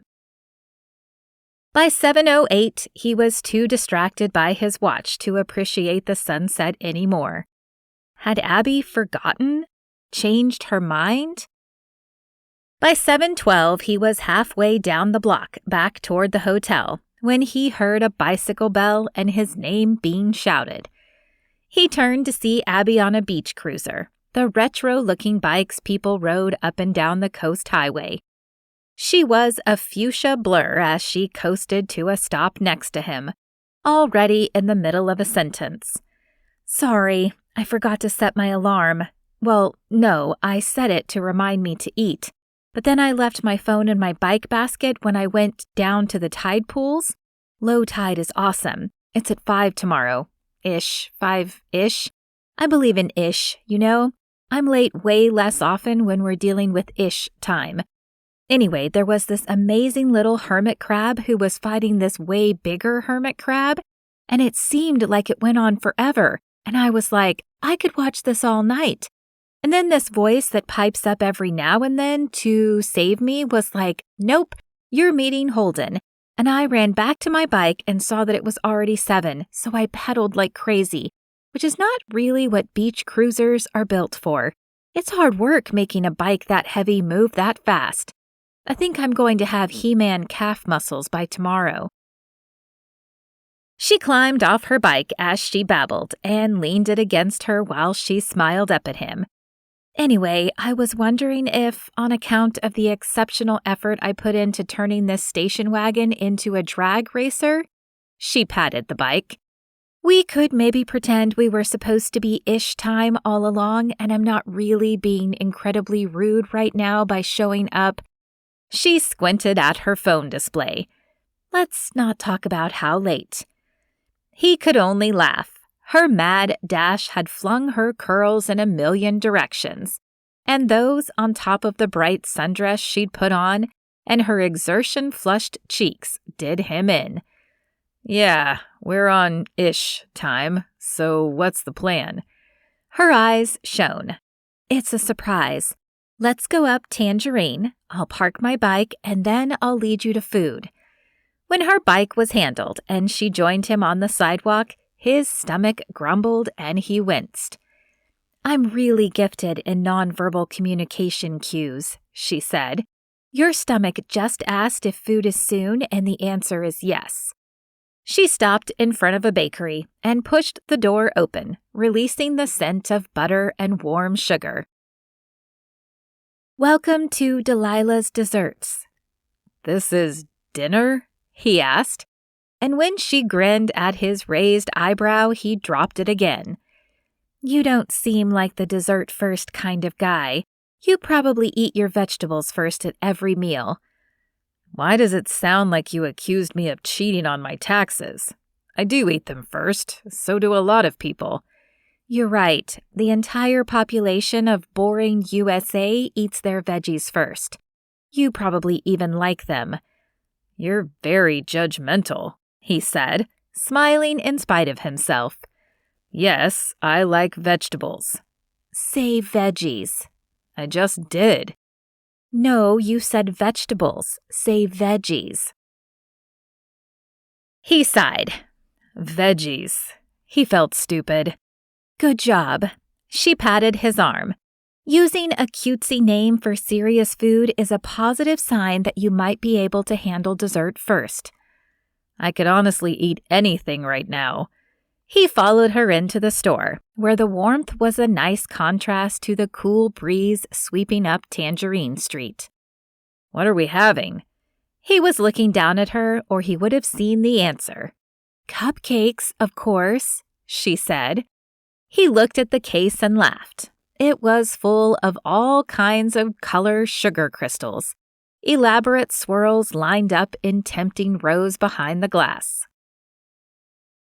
I know I'm probably supposed to be embarrassed or apologize, but I can't lie. The cupcake comparison was right on. If you mean the frothy tops hide a rich and textured interior, then I'll give it to you. Yes, that's what I meant, he said, his face straight. A door from the back swished open, and a pretty brunette stepped out with a streak of frosting across her cheek. Hey, Delilah, Abbie said, with a subtle swiping motion at her own cheek. Delilah flushed and tried to wipe away the frosting with the back of her wrist, but that only left a trail of flour behind. Did I get it? Kind of, Abbie said. Delilah sighed. Never mind. What can I get for you? Cupcakes, she and Holden said together, and Delilah smiled. I want chocolate chip with peanut butter frosting, please, Abbie said. Delilah was reaching for that flavor before Abbie had even spoken. And for you? She asked Holden. He rubbed his jaw.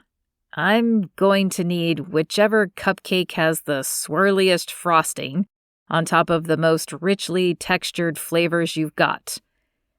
Okay, Delilah said as Abbie laughed. That would probably be the mocha marble. Cream cheese frosting on top of a mocha vanilla marbled cake stuffed with a chocolate ganache. Sounds about right. Could you make it extra complicated? He asked. Sprinkle some unusual savory spice on top or something. I really want to get this right. Ignore him, Abbie told Delilah, delivering a light punch to his arm. Your normal mocha marble will be great. Normal? I don't think so, Holden started, before Abbie cut him off by catching his sleeve and tugging him toward a table. All right, you've made your point. You're committed to this apology. You're prepared to see me as more than my outward appearance. You acknowledge that someone can unironically wear a beret. Did I miss anything? Delilah appeared and set a cupcake in front of each of them before retreating back to her kitchen. Holden sampled his cupcake. His eyes widened, and he'd be damned if a series of flavors didn't unfold and flood his tongue with that single bite. You missed that I really like cupcakes. A lot, he added around a second bite. When the dessert was gone, and it was gone far too fast, he wiped the crumbs from his hands and eyed her across the table. I'm going to fill up on cupcakes. We may never get to actual dinner. Slow your roll, homie, she said, her tone lazy. That made him snort, and she grinned again. One cupcake, and then we try the next taste adventure. He shook his empty cupcake wrapper. Bring it. Abbie walked to the counter and called into the back. We're taking off, Delilah. Fabulous as usual.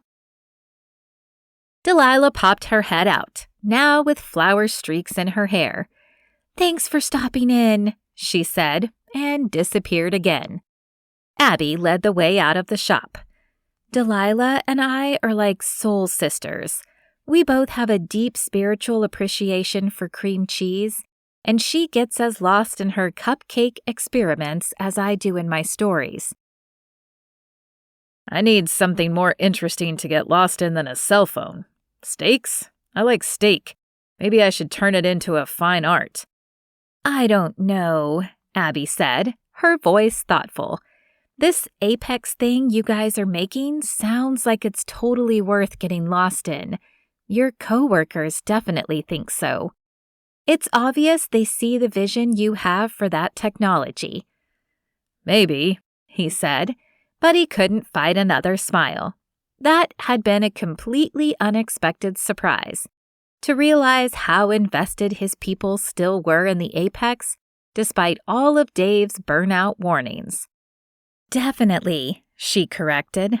Remember, I'm kind of an expert in objective corporate observation. There you go, being a mystery again. 1 second you're immersed in cupcake eating, and the next you're this totally incisive business analyst. It only seems like a mystery to you because you probably have the insane notion that you have to be one thing. You don't. Nobody does. But how can you be so many things? Someone who runs on ish time and gets lost in tide pools, and someone who can wrangle a room full of MBA-fueled egos. I don't think about it that hard, you know? I just am whatever I want to be. Look, she said, and her whole face brightened. I changed my mind about dinner. We're going there instead. She pointed at a candy shop. Candy's shop, specifically, the sign said. You see how easy it is? I can start the evening intending on Indian food and detour to candy just like that. We're having candy for dinner? Think of it as sugar tapas, she said, picking up her pace like she was E.T. on the trail of Reese's Pieces. Tapas is real food. Candy isn't. Sure it is. The exact same processes in my body are involved. I consume it, enzymes digest it for me, and all the systems in this here bone house work together to metabolize it and distribute it to my cells for energy. Bone house? Words, Holden. I play with words all day long. You should try it. It's fun. Sugar tapas and bone houses are way cooler than taffy and bodies. Candy, she called, as she pushed open the door to the shop. Are you demanding it or stating the obvious? He asked. She laughed. Candy, she called again. Abbie, a voice called back.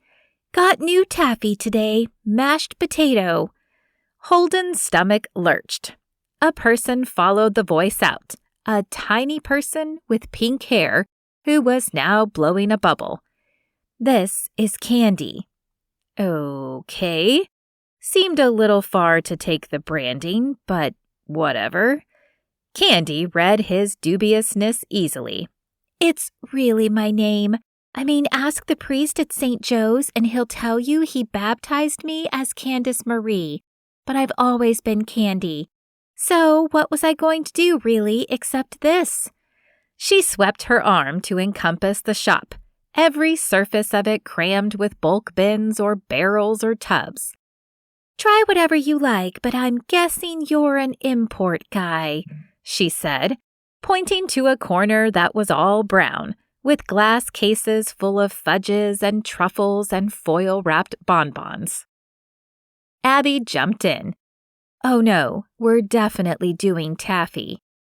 Please don't let that be someone's stripper name. But there was no human named Taffy in Candy's candy shop. Just an entire floor-to-ceiling section of taffy, in more colors than he bet even Abbie's illustrator mind could come up with. There was even a machine pulling taffy behind glass right in front of them. I'm putting together your next course for you, but feel free to wander, Abbie told him. She darted away, scanning the bins and plucking out pieces. He checked out the nearest wall. Cotton candy, green apple, root beer. That one sounded good. He moved farther down. Pina colada, passion fruit, Mai Tai. Exotic, but nothing he couldn't handle. Whiskey? Bacon? Corn. Wait, corn-flavored taffy? He could do popcorn maybe, but he had a feeling this was the cob kind. Abbie was back. Hold out your hand. Dinner is served. He obeyed, and she named the pieces she set in his palm. Fried chicken and waffles, bacon, maple syrup and orange juice, which, to warn you, is more sour than regular orange taffy. He looked from her to his hand and back. No. She shrugged. Still playing with your idea of meals and order? Dessert first and now breakfast for dinner, one of my favorites, she said, with a nod at the abomination of taffy he held. No. He tried to give it back. She put her hands behind her back. Yes, it's good for you. It'll stretch you. It'll stretch out my stomach, maybe, in a bad way. You're a lightweight. We need to toughen you up. Follow me. She stepped ahead of him, ready to zip over to a different part of the store. But an impulse he couldn't understand or control overtook him as he reached out and tangled his fingers with hers. He didn't know why he did it, but he loved the soft slide of her fingers against his. She stared down at their hands, then back to him.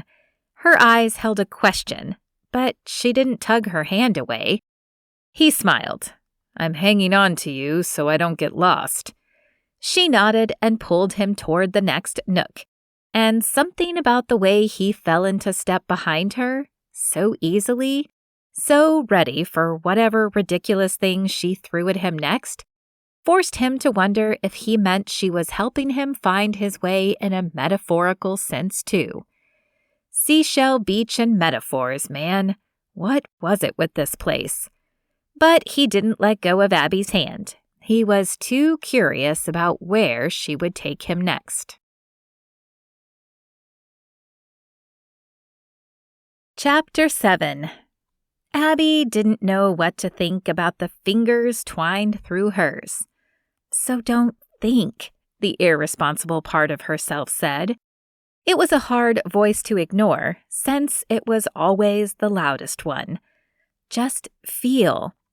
But just feeling when it had come to cute, hard-driving businessmen hadn't ever worked.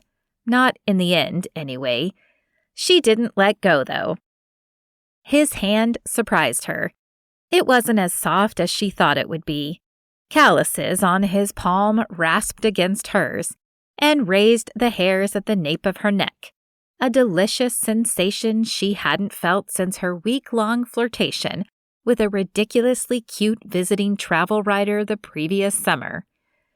She fought a shiver and navigated them around candy barrels toward a nook that looked like Dr. Seuss had exploded in it, full of blinding neon and cartoonish candy wrappers.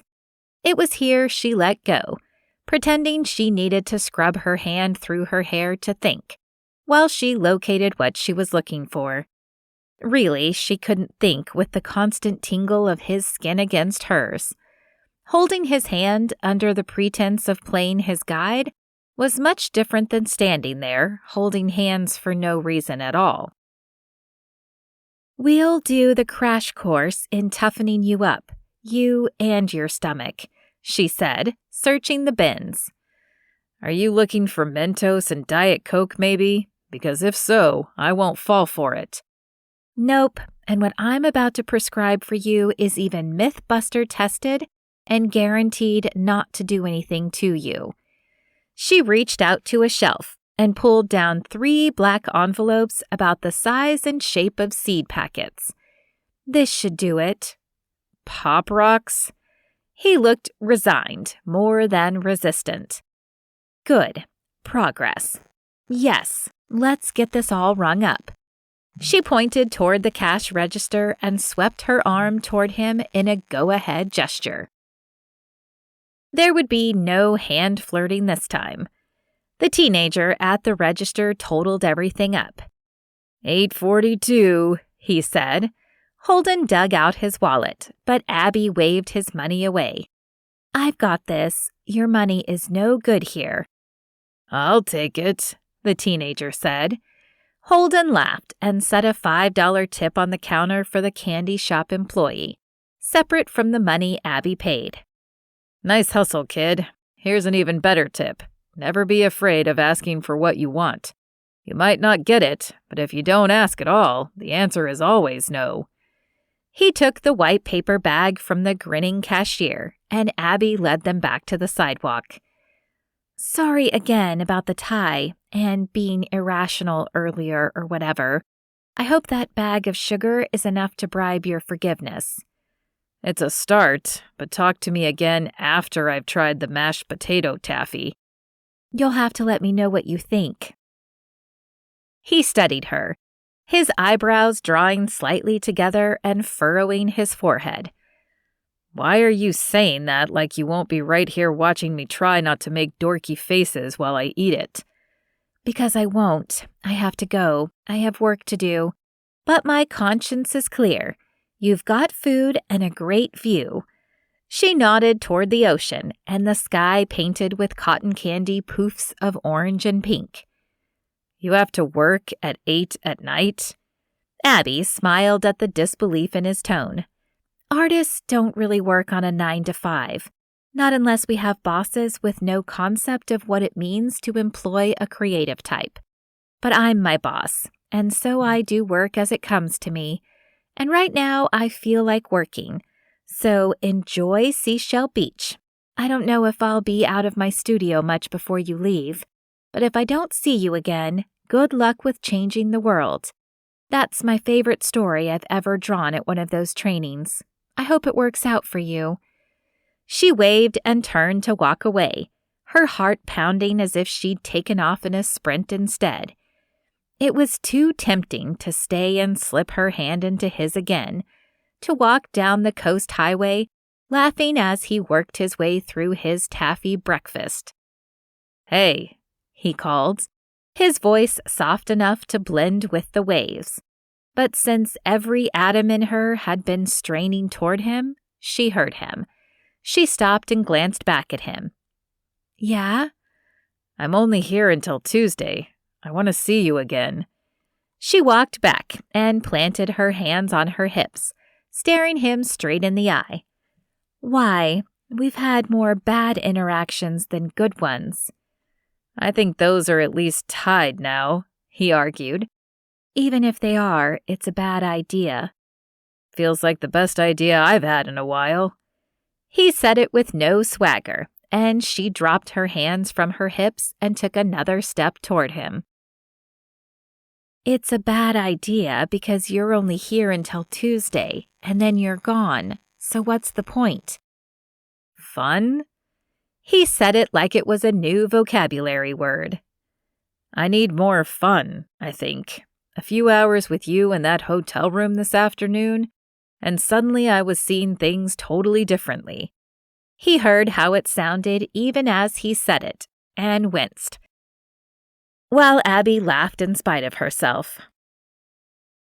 I meant the hotel conference room, and I meant that I was seeing the Apex launch differently. I know, she said on a giggle, but thanks for clarifying. It was the pink along his cheekbones that kept her from pulling herself together faster. Somehow, when he did that, she could imagine a little Holden, like the one he'd invented in his toy soldier story. She'd crafted enough stories and studied even more stories crafted by others to know there had been truth in his version of Private Dan Saves the Day. She took another step away from him. But I always have fun. What would be in it for me, really? This time he took a step toward her. What do you want? She hesitated and closed the gap between them, reaching up to set her hand on his arm. His skin was warm against hers, and the muscles in his forearm tensed, like he was coiled for action. She should have taken that as a cue to snatch her hand away and walk off. But instead, she rubbed his arm ever so slightly, a gentle back and forth. I'm not going to spend time with you because you are too good-looking and warm, and your hair is too nice, and your smile is too crooked in the best way. That smile peeked out at her, and he leaned toward her like she'd reeled him in, and maybe she had. But she stepped back again. They'd been doing a poorly counted cha-cha for the last 5 minutes. I've been down this road. From where you're standing, you can't see the dead-end sign, but I know it's there. I've run into it a few times. What if I promise not to ask you to marry me? What? That was a non sequitur if ever she'd heard one. Who's talking about marriage? No one. That's my point. But you shifted a key piece of the way I see a project that has been my life for 6 years in a single afternoon. I wonder what would happen if I spent even more time with you.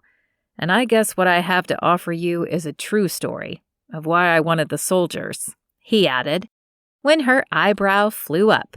Now that was tempting. She'd never collected antiques until Jennifer Day and her irresistible stories came along. And it was the stories Abbie saw when she looked out over the pieces tucked into every corner in her house. But she took another step back, and then another, wondering how many it would take before it lessened his pull. Sorry, she said, reaching up to rub her forehead. But as hard-headed as I am, it still really hurts when I run into the dead-end sign. She dropped her hand to wave goodbye before she turned and walked away. There would be no dancing back to him this time. An hour later, she was in her studio and should have been well into the illustration for a story about a sparrow she'd been drafting in her head. Instead, the gorilla from the afternoon session had come out of her drawing pencil. She'd tried to make him into a cranky old man of the forest, but whatever she did with this gorilla, his eyes were still nice, almost smiling. And now she had to acknowledge a lesson she'd learned forever ago. She couldn't fight the story. She could only tell it. So she'd let the gorilla do his thing for a couple of pages. He was on alert after hearing a noise in the forest, every muscle standing at attention, eyebrows drawn straight as he prepared for whatever was coming. She kind of wanted to know what it was, too, but instead of drawing the next sketch to find out, she threw her pencil down and scrubbed her hands through her hair. A gorilla was all wrong for Holden anyway. If she were really going to represent him as an animal, he was more like a German shepherd. Lean build, proud head, intelligent eyes. And there was something else. Some dog breeds had laughter built right into their faces, like they were ready for the next joke or caper. Retrievers were like that. German shepherds were definitely not. Holden didn't have a sadness about him exactly, but she wondered what had led him to see the world so analytically, to be so wound up that he spent his first day in a seaside town marching down the boardwalk in a tie. She shoved away from her desk before she decided to do a series of dog sketches. This was so stupid. She didn't need to get into a character study of Holden Soup Man now or ever. She rummaged through her supply cabinet for the finger paints she kept on hand for her nieces and nephews. It wasn't until she'd smeared every dumb gorilla sketch with abstract streaks of primary colors that she felt better. She needed to remember to be 4 years old more often. It was way more fun than 27. Her phone rang at too early a clock the next morning, but the display said it was in fact a few minutes after 10. Abbie blinked twice and answered. "Lo?" "Did I wake you up?" It was Gentry, the owner at Wonderland Books. He sounded apologetic, so Abbie cleared the sleep out of her throat. "It's no big deal, Gentry. I was up late working on some sparrow sketches, and I made up for the sleep this morning." "Good," he said, and she could imagine his perpetually worried eyes behind his Buddy Holly glasses, relaxing the tiniest bit. "Because if you're really awake, there's something you need to come down here to see." "Sure," she said, ready to start her day with an adventure. "What is it?" He put his hand over the mouthpiece of the phone and mumbled something before answering. "I can't tell you. You have to see it to believe it. Soon." "All right," she said, planting her feet on the furry rug beside her bed. "Be there in a bit." She pulled out her favorite cutoffs and a halter top made from a vintage cafe curtain, printed with steaming cups of coffee. The faded fabric perfectly soft against her skin. She'd never gotten over the idea of drinking something made out of beans, which she hated. But she loved the retro feel of the design against the super soft fabric. It was a fun shirt, and it would let her soak up the sun as she pedaled down to the bookstore. September was the month smart people came to the beach. It was as warm as July, with a fraction of the crowds. She stopped at her front door to slide on flip-flops, but when she couldn't find any, she gave up and climbed on her bike barefooted, happy to let her toes stretch in the morning sun. The 15-minute ride landed her at Wonderland Books wide awake and curious to see what Gentry had called her down for. He'd only ever done it once before, when he'd discovered a nest of bluebirds outside the storeroom door. She stepped into the cheerful interior, which somehow always smelled faintly like paint, even though Gentry hadn't painted anything in at least a couple of years. Abbie liked it. It smelled like newness and possibility. "Gentry, what did I need to rush down here to see?" He pointed at the same time Holden's voice preceded him around a picture book shelf. "Me." The sound of it, the rich timbre, sent a tiny shiver down her spine, and she curled her bare toes into the Persian rug that often became Aladdin's magic carpet during story time. "You," she parroted, as Holden stepped around the corner with his hand behind his back. Man, he looked good in black shorts and a heather purple t-shirt, the kind her cat Artemis would steal and knead for its softness. But so help her, if he was holding flowers behind his back, she would turn around and march back out to find a different adventure. 2 of her dead ends had started with flowers. Wait, no. She wanted him to have flowers so she could write him off once and for all, confident that he was the cliché, that they would be the cliché together that she'd assumed they would be all along. Oh, and please let them be roses, red ones. He'd be dead to her, easy as that. Hope it's okay, Gentry said, his face twitching.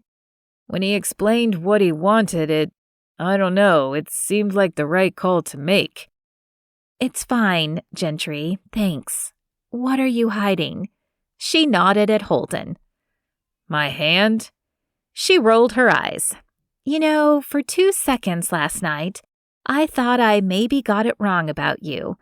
I had assumed that you were another corporate calculator head who was more interested in profit-loss statements than anything. And that would make you the type to just charge in and take what you want by any means necessary. You know, like making up a story to win a contest. Then yesterday you're all, I have this noble vision, and your people were all, Holden is the best. He can even take a joke. Good old gorilla Holden. And then you charm me into meeting up with you, and you almost charmed me into sticking around last night. She scrubbed her hand through her hair like she had a dozen or more times last night, while she tried to concentrate. I can't blame you for me acting like an idiot, but I knew I should trust my gut. You're exactly what you seemed the first time around, manipulating a situation to get what you want. I was asleep, Holden. Gentry's worried voice broke in. You said you weren't mad. I wasn't mad at you, she said with a smile at him. That collapsed into a scowl when she turned back to Holden. But you I'm definitely mad at. Holden's left eyebrow had been creeping up through her tirade, and by the time she finished, the right one had joined it. I'll show you in a second, but first I have to say this. I'm not going to apologize for taking what I want. I don't do that. But I do get what I want because I make a point of reading the situation and thinking about what the other person wants too and giving it to them. I'm about creating the win-win situation. It's the smartest and most efficient way to operate, and it's what makes me not just effective, but successful. So, no apologies. It's one of the best things about me. Abbie wanted to slap herself the second she felt that twinge of wanting that started in her abdomen and raced along her nerve endings at his confidence. She knew better than this. She'd been here before. Except, not exactly. Suits number 1 through 3 had all started out with a version of, I want to change. I need to open up to new experiences. And each of them had been sincere, but it wasn't in the nature of someone who was wired for achievement and ambition to slow down. Abbie had been a phase for each of them. By the third time, she'd begun recognizing the signs when she saw them. And although that relationship hadn't toasted her emotionally, the same way the earlier ones had, it had cemented her decision to never again go the way of the suit. Didn't matter about broad shoulders or blue eyes, or the stories she suspected lurked inside of them. Didn't even matter that Holden had opted out of the suit again today. She crossed her arms. You read me and decided that what I really want is flowers? She knew she sounded smug and she didn't care. No, you barefooted Looney Tune, he said, but he was smiling.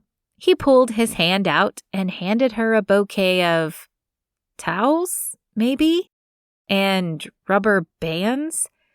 She took it from him, studying it. It had a vaguely human shape.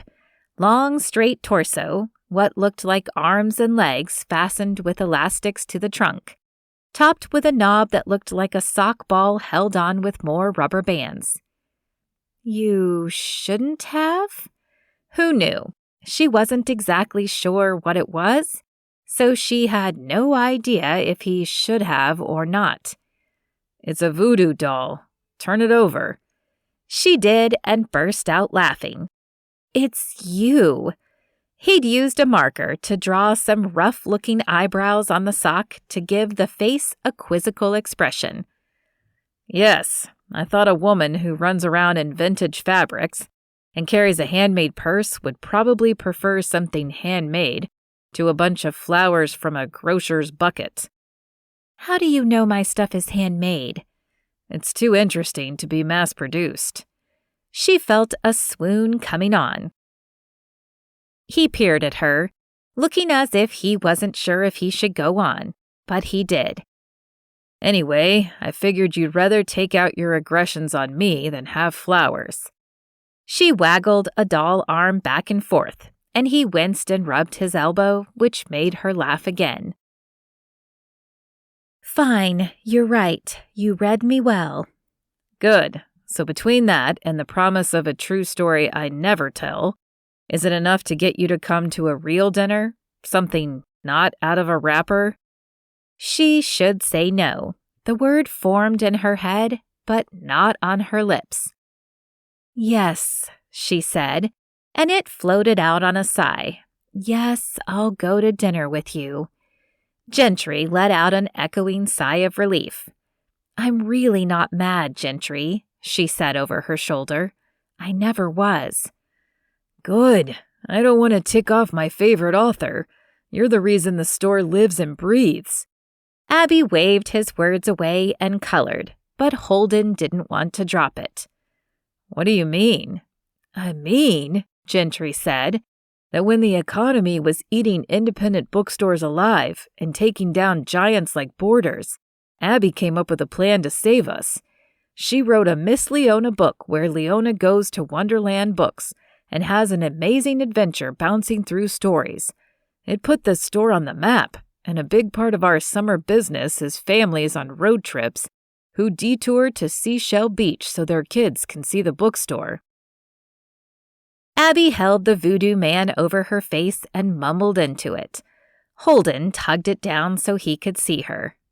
That's pretty awesome. She shrugged. I have to go. Dinner tonight. I know a place. I was thinking I might pick. I like the look of that Fortune Cafe down the way. The reviews are good. So are you up for some Chinese fusion? Uncertainty did a couple of quick somersaults through her stomach, and she almost suggested the Italian place instead. But she stopped herself.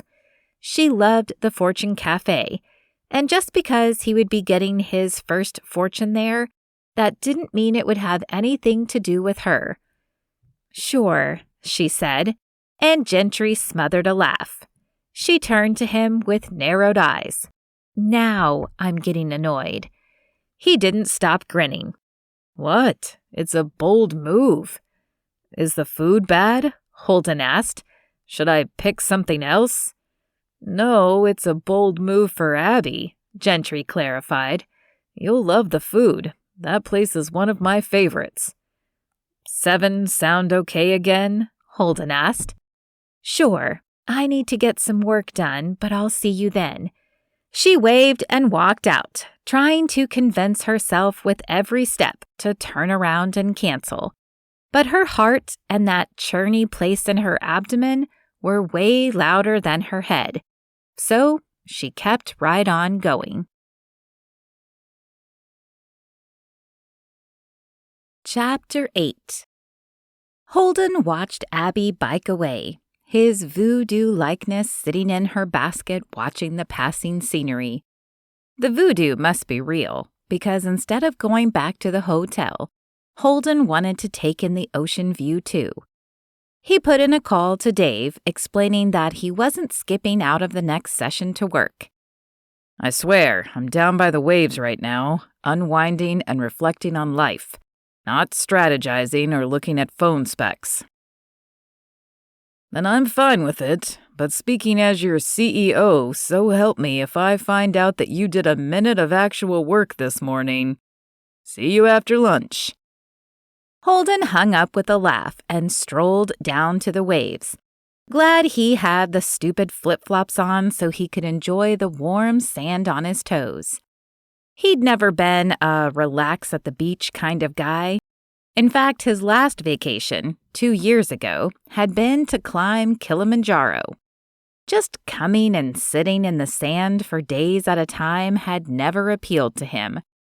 But here he was, sitting in the sand, his face turned to soak up the sunshine, one thought after another falling out of his head. And he didn't care. Let them. For a few minutes he wanted to sit here and be.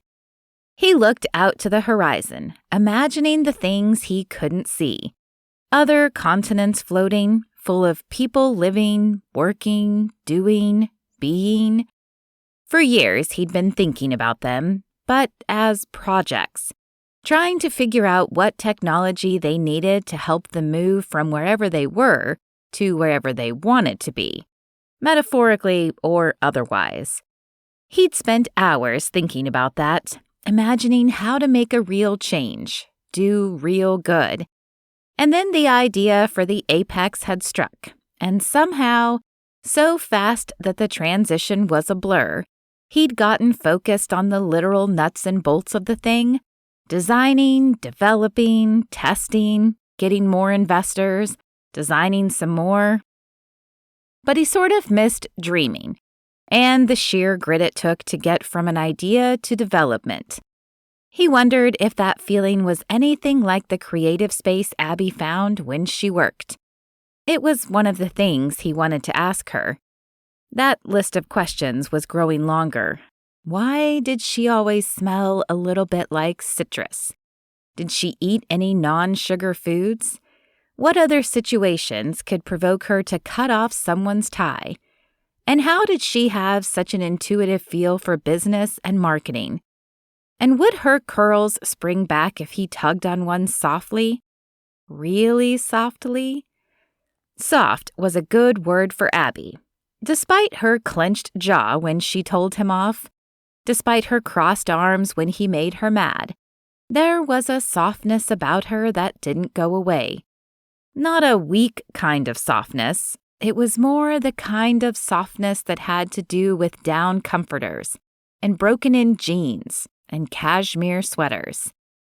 Except none of those things were sexy, and Abbie was also that.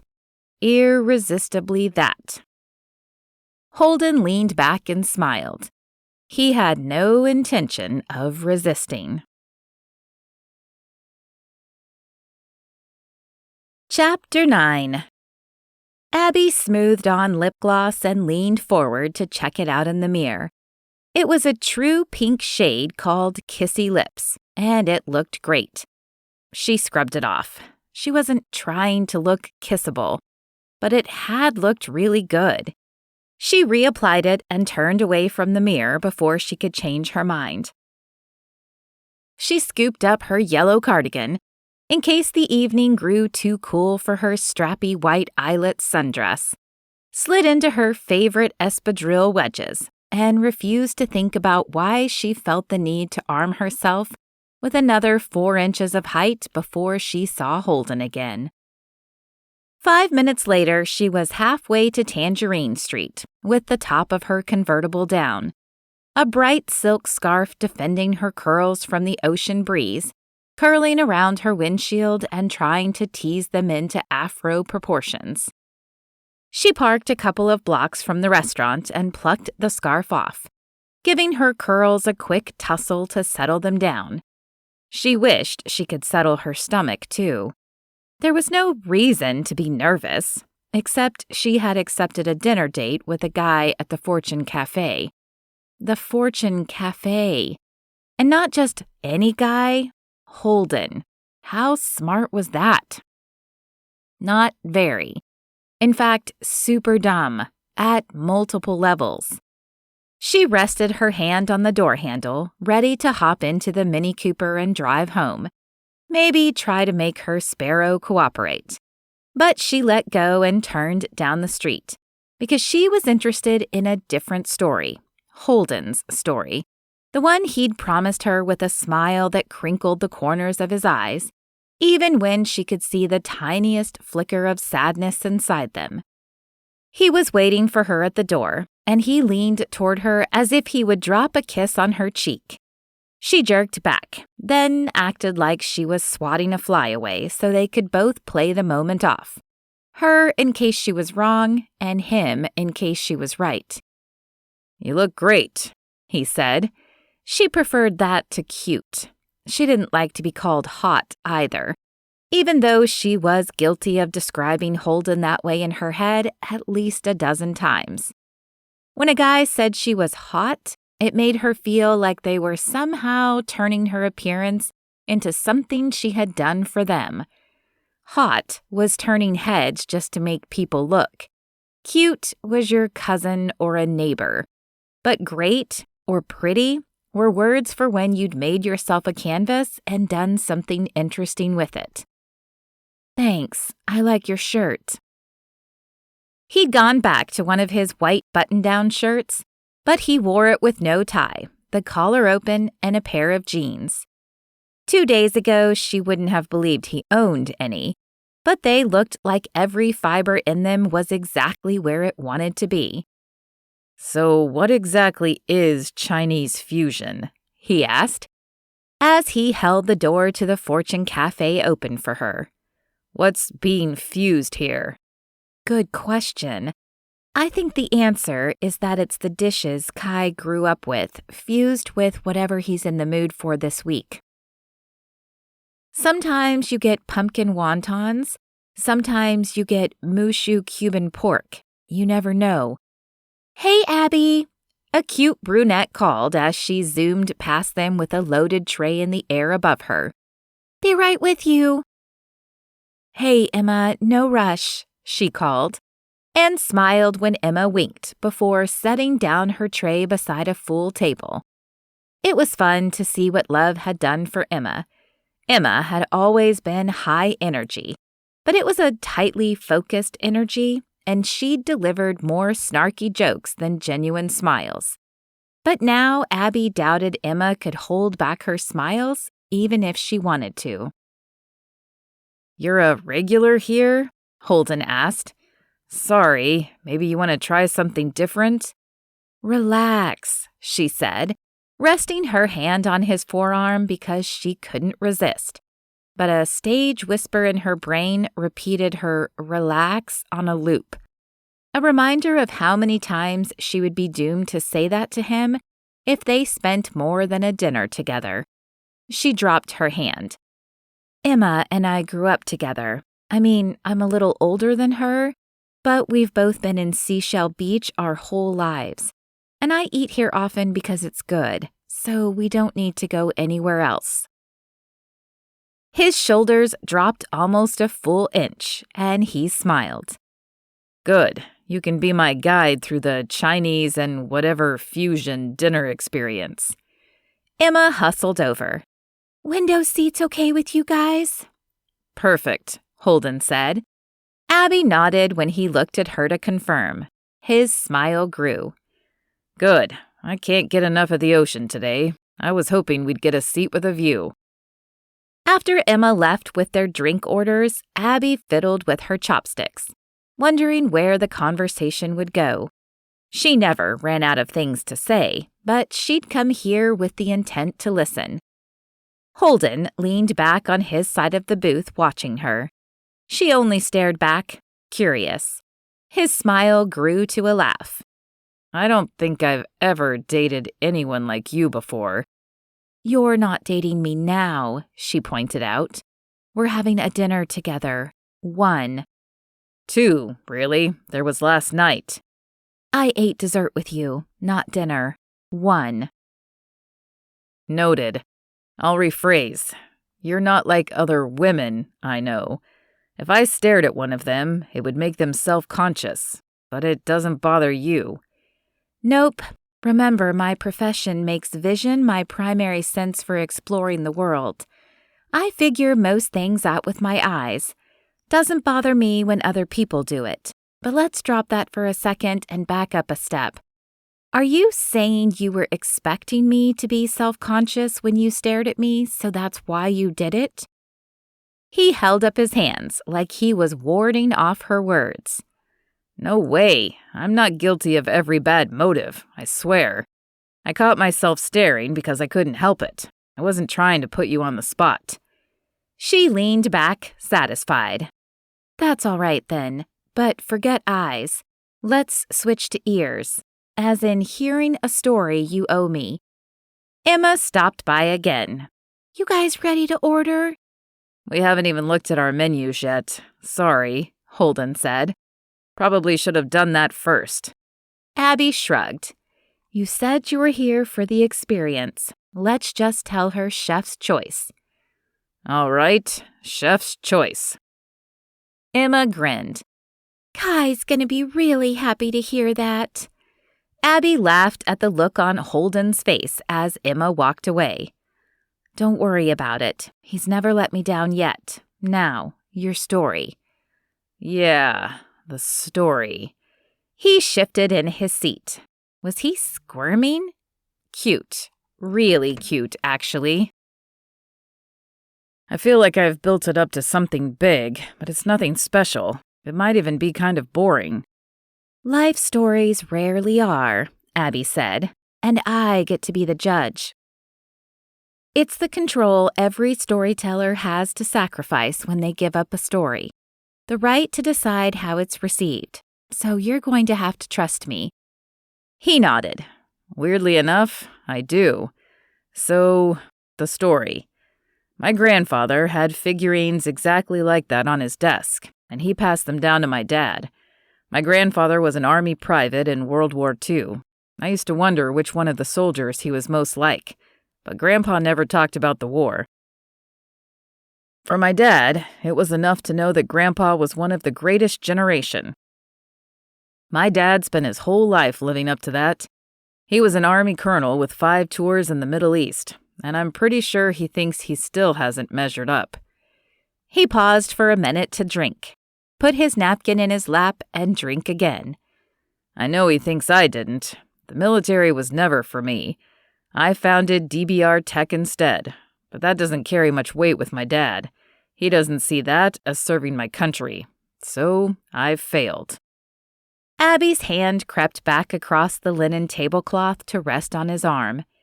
She didn't know what to do except to offer him a light squeeze. He tried to smile, but it didn't quite work. I saw those figurines, and it took me back to childhood, when I was allowed to sit on the floor of my dad's study and play with the soldiers, before I became this permanent disappointment to him. I think he only let me play in there because my mom died when I was 8. Cancer. And he didn't know what else to do with me. So the soldiers babysat me as long as I didn't distract my dad. So there you go.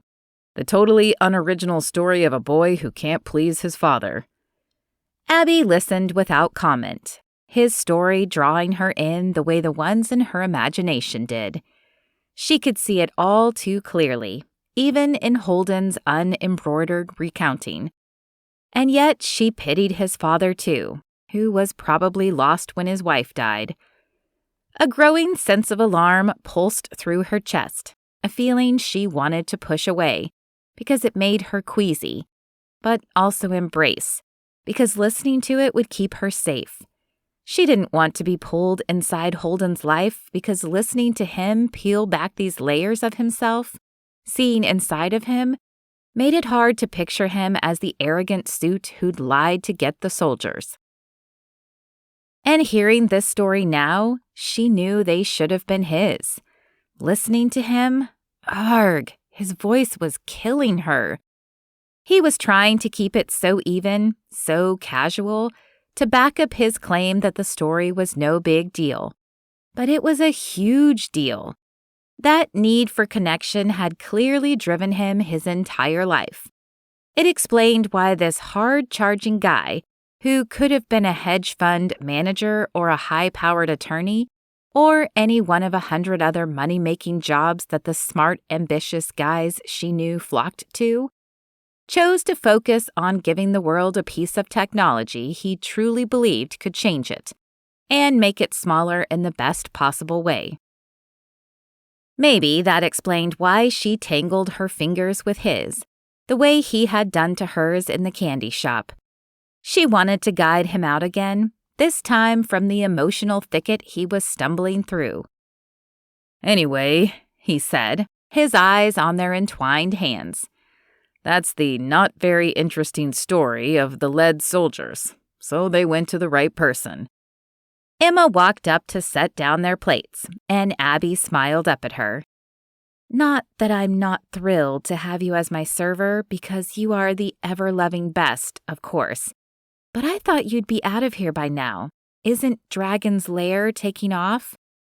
It is, Emma said, but Kai needs me every now and then, and sometimes I just like running tables. And besides, it's fun to spend my tips on totally frivolous things. I got a new set of Wacom pins just because. Ooh, Abbie said, her eyes closing for a second as she visited the favorite feeling of opening new art supplies. Are we about to have a When Harry Met Sally moment here? Holden asked, and she snapped her eyes open. You wish. It's an artist thing. Emma draws a comic called Dragon's Lair, and lately it's exploding. Sometimes she and I like to talk shop, one visual storyteller to another. We feel about new art supplies the way some women get about new shoes. Total bliss is what I'm saying. Speaking of total bliss, Emma said, nodding at their plates, it looks crazy, but you'll have to trust me and Kai when I tell you that's going to make you very happy. It's hamachi with sea beans and a black garlic ponzu sauce, and it's going to change your life. Not to oversell it or anything, Holden joked. Emma placed an arm on his shoulder and bent so they were eye to eye. I'm going to give you 2 truths right now, and they are eternal and unchanging. First, you can bank on this food melting you into a floor puddle of happiness. Second, you will never do better than Abbie. Ever. And then she yelped as Abbie popped her on the butt with a snap of her linen napkin. Shoo, Abbie said, her face hot. We're just having dinner. Go away. Emma rubbed her backside and grinned, her right eyebrow doing as much talking as either of Holden's could. Just dinner on a first date at Fortune Cafe? You know better than that. Abbie's face went from a slight flush to a full blaze. Shut up. He picked it. I said yes because I'd made a deal that it could be his choice. Emma winked and walked away, and Abbie met Holden's gaze, which glittered with curiosity. What is the deal with this place? He asked. I keep hearing these hints, but I have no idea what they mean. It's nothing. Stupid local legend. It's dumb, really. Except it wasn't. Everyone in town knew that your first fortune from one of Kai's cookies came true. Hers had, and it was a gamble to be sitting with Holden when he got his. Except that it wouldn't have anything to do with her, so there was no reason for her to worry about it. She breathed out some of the stress in her chest. Emma walked up before I could tell you how much I liked your story. He shrugged. I told you it wasn't super great. Now you know why I borrowed your aunt's. Your story is good. Perfect, even, she said, sliding her hand away from his to pick up her chopsticks. And now for dinner. She hadn't had this dish before, and she wasn't prepared for the creamy texture of the fish and the delicate flavor of the perfectly seared beans.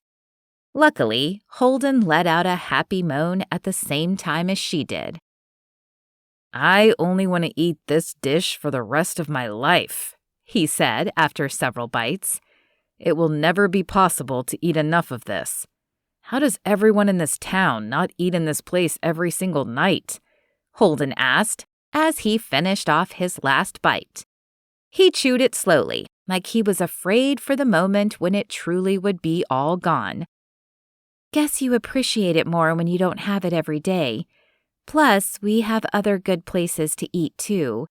She almost added, I'll take you to a couple. But she realized what that implied and kept her mouth shut. She was in danger of careening full speed into another dead-end sign with this guy. Him with his bright blue eyes and his sad little boy past. Him with his big ideas and his good intentions and clear need for some freely given affection. Him with his sexy shoulders and a way of filling out jeans that shouldn't be street legal. She should go. Her common sense was slipping away by the second, especially now that his eyes had half closed in that food coma expression, which the stupid part of her brain was trying to read as "come hither." She blinked and caught Emma's eye as she passed a nearby table. "Check," she mouthed, and Emma nodded. Holden leaned back and sighed, one of those sighs that she could tell was coming all the way up from the soles of his feet. His smile wreaked havoc on her insides. It was his half-smile, a knowing smile, like he realized she couldn't keep her eyes off of him and he liked it. All right, word girl, find the words to explain how good that food was, because I feel like every adjective I've ever known falls short. Hamachi tastes like Kai carved up sin, soaked it in pleasure, and served it up as heaven. She wanted to clap her hand over her mouth as soon as the words escaped, even though they were true. It sounded like a come on, as if that's exactly how she wanted to sample Holden. She stayed still, pretending not to notice the sensory grenade she'd lobbed into their conversation. But his eyes narrowed further, and she caught a glint in them. "He's leaving tomorrow," she reminded herself. "He's leaving tomorrow, and you'll be safe." Emma dropped the check by, and Abbie realized that she should have saved her grenade metaphor, because there on the plate sat 2 fortune cookies. Holden reached for one, and she grabbed his hand, freezing the cookie he held. "Wait." He did, staring at her. "Something wrong?" She didn't answer, not sure how to explain the irrational nerves licking at her. What would his fortune say? When she didn't answer, his eyebrow went up in a challenge. "I'm not trying to be anti-feminist, but this dinner was my pick, my pay. I'm not letting you get the check." She let go of his wrist. "Right, your treat. I agreed. Thanks." His cookie will be about work or his future, not you. Quit being a weirdo. He cracked it open. "Do they do the lame advice cookies here? Or do you get the good ones like a tanker ship of money is heading your way? Because those are the best." "Most people like their fortunes," she said, and wonder if he noticed how faint her voice was. "Or they do eventually, anyway." She remembered how mad Emma had been when she'd gotten her first one, but it had worked out pretty well for her. Thinking about it didn't help Abbie relax, though. She felt even worse when she realized Kai was peering at them from the open kitchen, waiting to hear what Holden's fortune would say. He tugged the paper from inside his and read it, his forehead furrowing. "What's it say?" she asked, not at all sure she wanted to know. He cleared his throat. It's a little awkward for a first date. First meal. It's not a date," he said to head her off when he saw her opening her mouth to object. "Anyway, it says, your future is full of cupcakes." The bottom of her stomach fell out. "What?" she croaked. "I'm kidding. Thought I'd break the tension.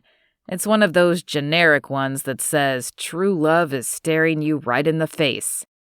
She quit staring at him immediately, her stomach feeling 100 times worse when she transferred her gaze to the kitchen in time to catch Kai's satisfied grin at her before he ducked out of sight.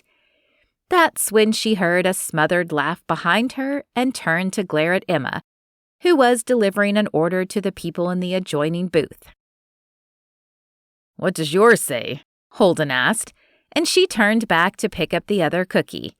At least hers would be safe. It was only the first fortune that came true.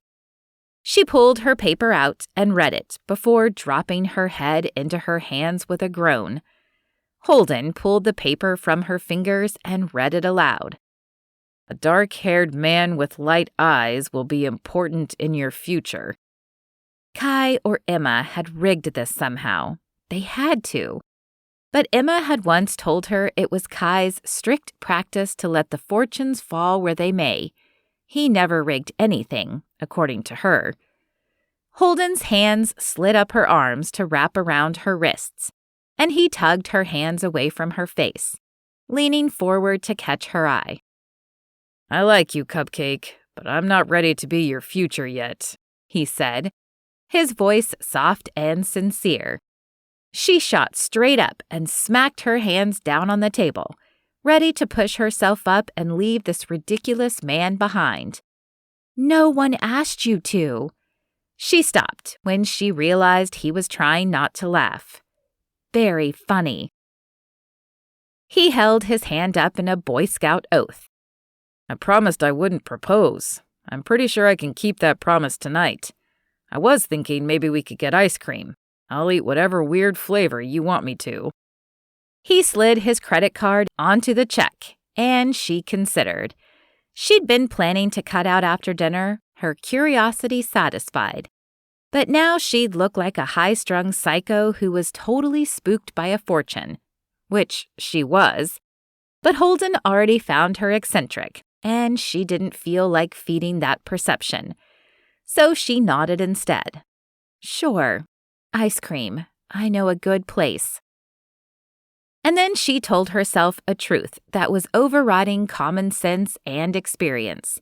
She wanted to stretch out the evening with him. She sensed more stories behind the light eyes of this dark-haired man, and she was content to let the rest of the evening be the sum total of their future. Keeping him around a tiny bit longer felt far more right than sending him away. Tomorrow would do that soon enough for her, and knowing he was leaving made her staying okay. Chapter 10. Holden wondered if there could be a better feeling than wandering out into a sunset with a stomach full of the best food he'd had in years. Yes, he decided, glancing over at Abbie, her curls drifting across her forehead in the breeze. Wandering out into all of that with Abbie to keep him company. Automatic 2,000,000% improvement, even though she'd grown suddenly skittish about the dinner tab. Maybe he should have let her pay, or split it with her, but he didn't even like letting his friends pick up a dinner tab. It felt downright wrong to let charming, whimsical Abbie do it, when he already owed her more than he knew how to repay for entertaining him the last 2 days. They meandered down Tangerine to the coast highway, their footsteps in sync, leading them to the ocean without any discussion. For the first time in 2 years, he didn't feel the weight of the apex and its future on his shoulders. The hours he'd spent with his team all day had made him realize that having the project in their hands was as good as having it in his own. They were as committed as he was, but they had all been doing a better job of striking a work-life balance. What he'd viewed as a lack of commitment, a lesser urgency, was them making their lives work. And Dave was right. Holden had nearly burned out some of the people he needed most by pushing them so hard over the last 2 months. That wasn't the only clarity he'd gotten. The speed at which Abbie had gone from being a pain in his neck to turning his head for totally different reasons had given him emotional whiplash. He hadn't had the interest or even the energy to go out with anyone over the last few months. There weren't enough hours in the day to squander on first dates that never went anywhere, because his mind strayed back to the apex. After dropping off a few irritated women who'd had to work hard to break him out of his work-focused daydreams, he'd realized it wasn't fair to date anyone. No such problem with Abbie. It was the opposite, in fact. He'd sat in a strategy session yesterday with a graffiti artist Dave had hired to teach them some creative problem-solving activities via a huge canvas, while the rest of the DBR tech people had gotten more and more excited.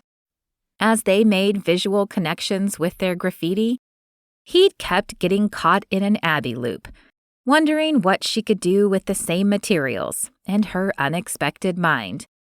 He'd bet he couldn't even begin to imagine what she could create. He loved that. It sparked some massive jealousy, even. He missed that headspace for innovation. That space had birthed the concept for Apex. When had it become so walled off inside of him? The Apex was almost a reality now, and he was beginning to realize that all of the pieces he could control, he had. There was literally not one more thing he could give toward its success than he had already given. He smiled down at Abbie. She didn't notice. Her gaze was far out in the sunset. He wondered where she had gone. To the space he was trying to find, he'd bet. She seemed to live in that place, where ideas were born. Man, he wanted to go there too. He nudged her, a brush against her arm that sent the hair standing up on his. He wondered if she could feel it like he could. Electricity he could measure in watts. She stilled beside him, and he smiled. She was feeling it. She glanced up at him and then out again toward the ocean.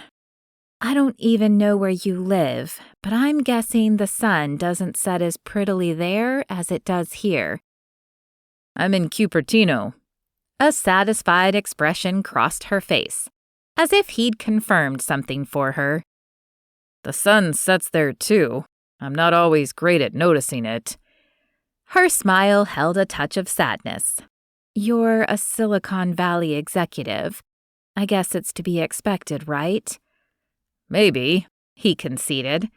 But a lot of the people around me do a pretty good job of working their brains out and still taking the time to soak up life. Haven't you heard? We all have ping pong tables in our offices and skate parks on our company campuses. Something tells me you're not a ping pong and skate park guy. No, but there's no excuse for not being a sunset guy, is there? Nope. Your face is judging me so hard right now, I can't even look at it, he said. Even as she spluttered that she wasn't judging him, he slid his arm around her waist and drew her in front of him and settled her there, her back against his chest. Her head barely reached his shoulder. She was stiff for a long moment, and then with a sigh she relaxed, leaning against him, letting her arms rest on his.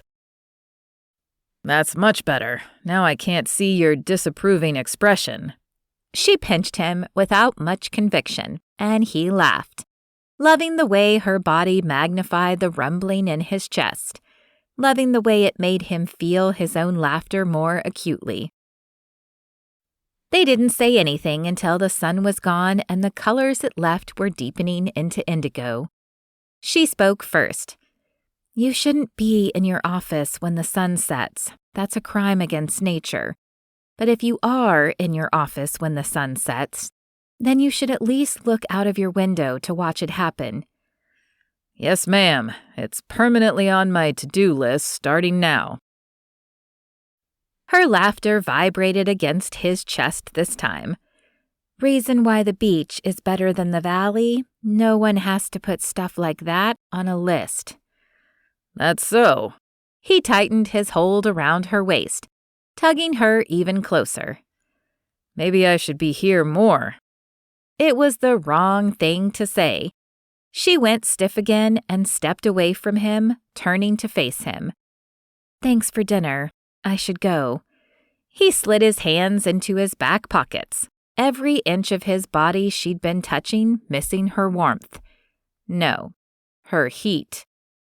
Did I say something wrong?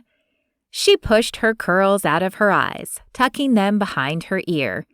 He wished he had done that. He wanted to feel them. You're trying to hit the accelerator on what I told you is not a smart drive. I've seen this before, remember? He tried to figure out why her words didn't frustrate him more. She was doing the thing he hated, throwing up obstacles when he had an objective. But inside, he felt an easiness he wasn't used to. I'd kind of like to hear about this road since you seem to know exactly where I'm heading when I have no idea. She met his eye and gave him a long, searching stare. You're rethinking your whole life right now, aren't you?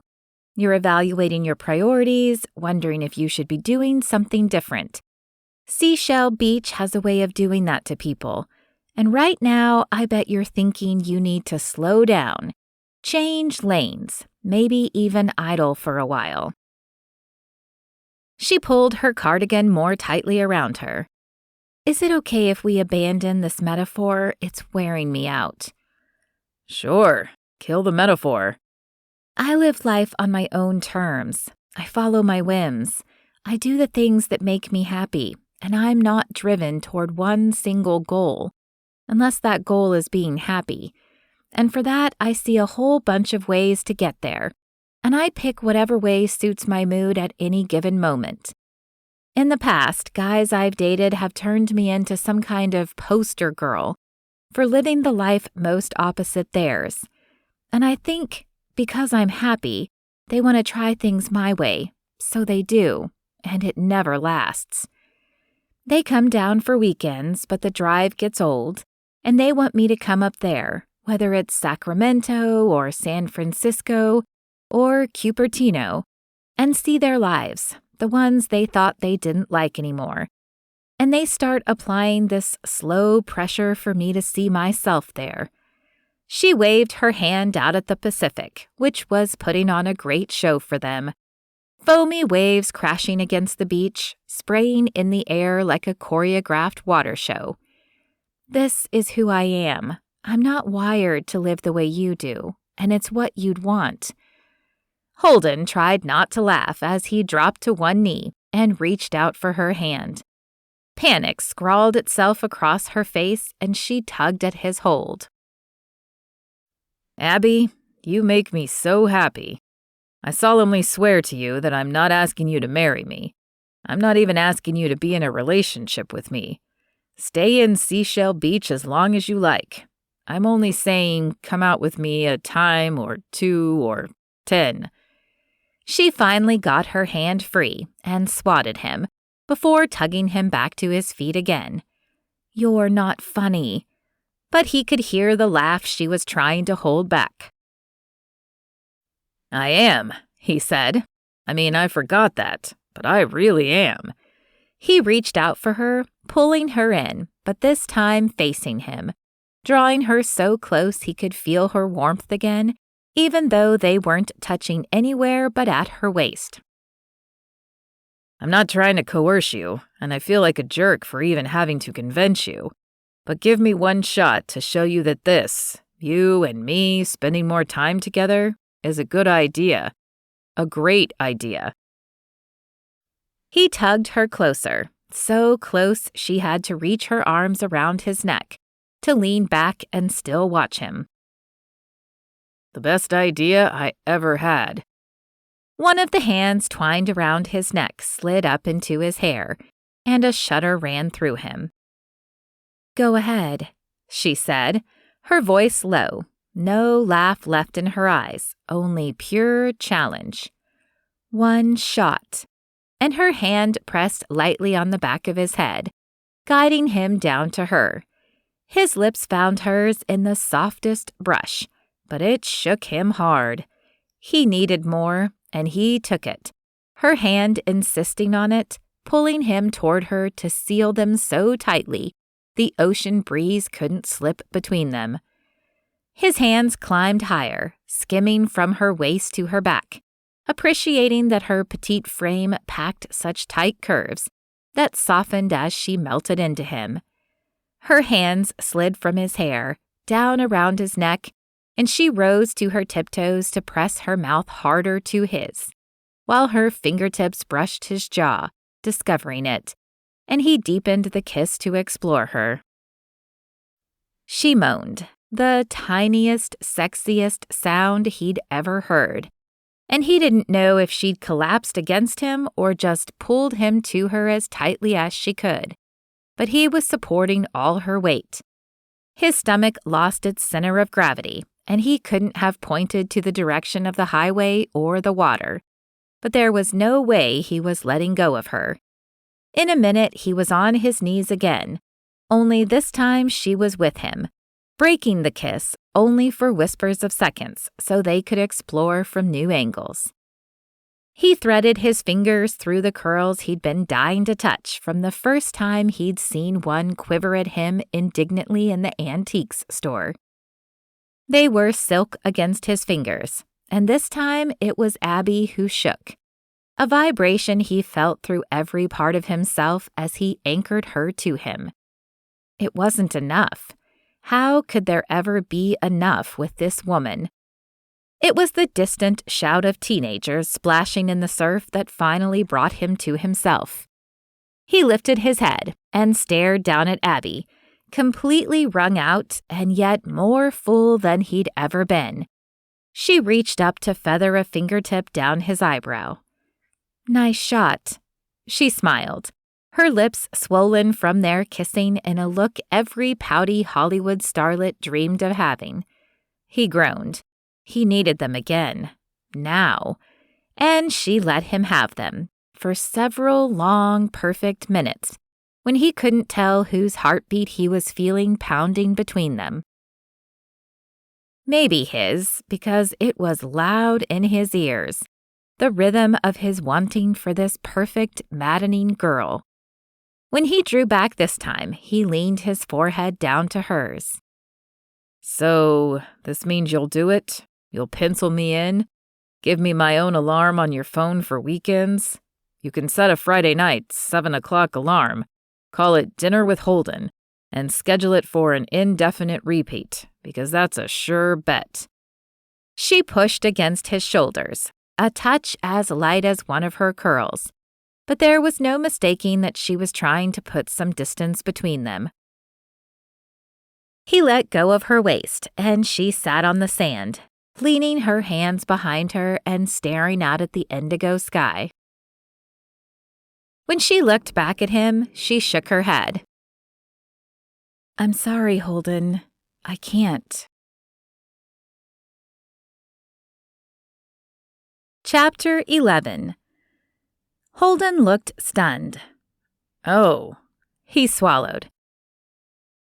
"I feel like an idiot. Was that kiss?" He swallowed again and scrubbed his hands down his thighs. "Is it always like that for you?" No. It would be easier to lie and let him believe it was, but those kisses demanded the truth from her. "It's never like that for me." "Then why?" She took a deep breath. "I thought I was going to give you your kiss, pat you on your head, and send you on your way. It's what we seashell beach girls like to do with you weekend boys. But I can't do that either. I don't understand why the first kiss to ever make me lose myself had to be yours. But I got lost in it the way I do in the stories I write." He reached toward her, but she scooted back. "No, don't. I need breathing room to think." He sat back on his heels. "It's strange to hear you say that, like I should be the one talking about taking time to think, while you'd be the one to jump right into something." Irritation rose in her. Had he listened to her at all? He must have read her feelings in her face, because his hands came up in a wait-a-second gesture. "Whoa, that didn't sound right. You've been clear as glass that you don't jump into relationships. Sorry, I didn't mean to imply anything different." She let out a long, slow breath. "I think that's the problem. How would you know what I really think? What's going to set me off? What isn't?"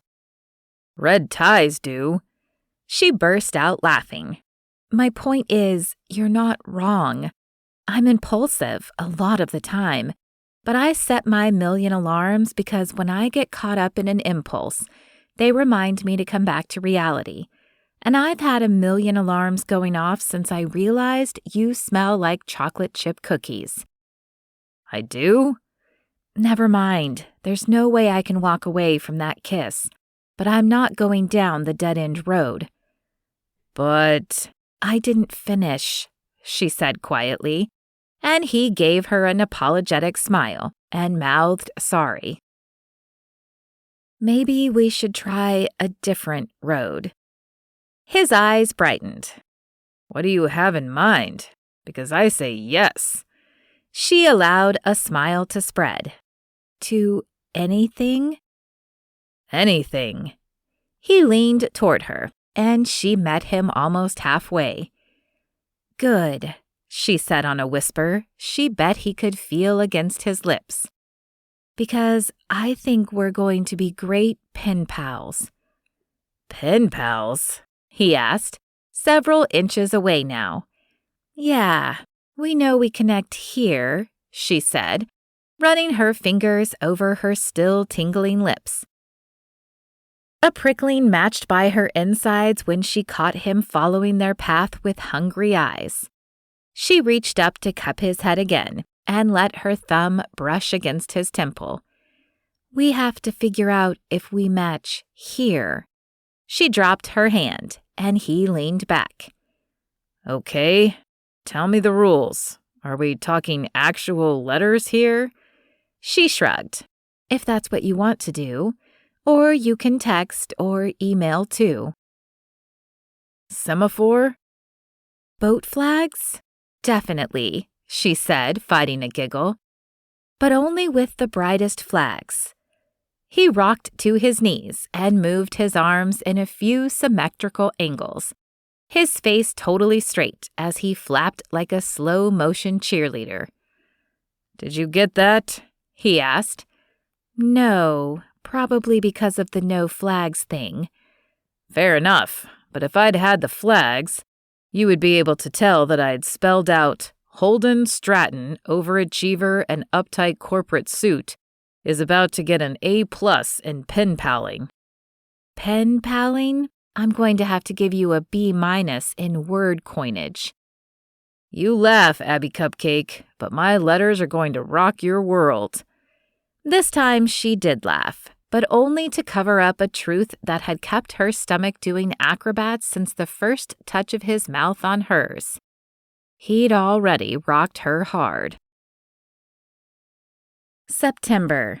From H. Stratton at DBR Tech to Curly Whirl at AbbieLakeBooks.com. Subject, Pen Pal Regrets. I had no idea I would feel so much pressure to be a pen pal. I think I have pen pal letter anxiety on account of my traumatic 6th grade experience. Maybe I need therapy before I can be a pen pal. From Curly Whirl at AbbieLakeBooks.com to H. Stratton at DBR Tech. R.E. Pen Pal Regrets.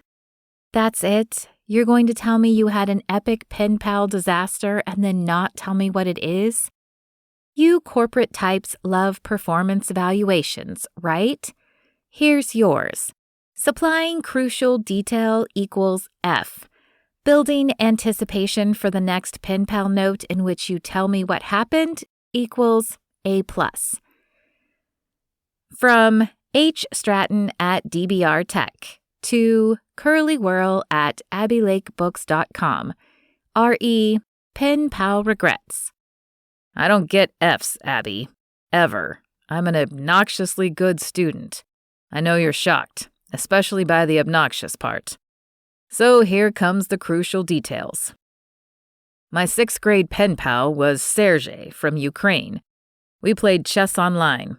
I think I was too dumb for him, though. After I lost about 10 times in a row, he quit emailing me. He probably went and found a much smarter Chinese chess player to keep him sharp.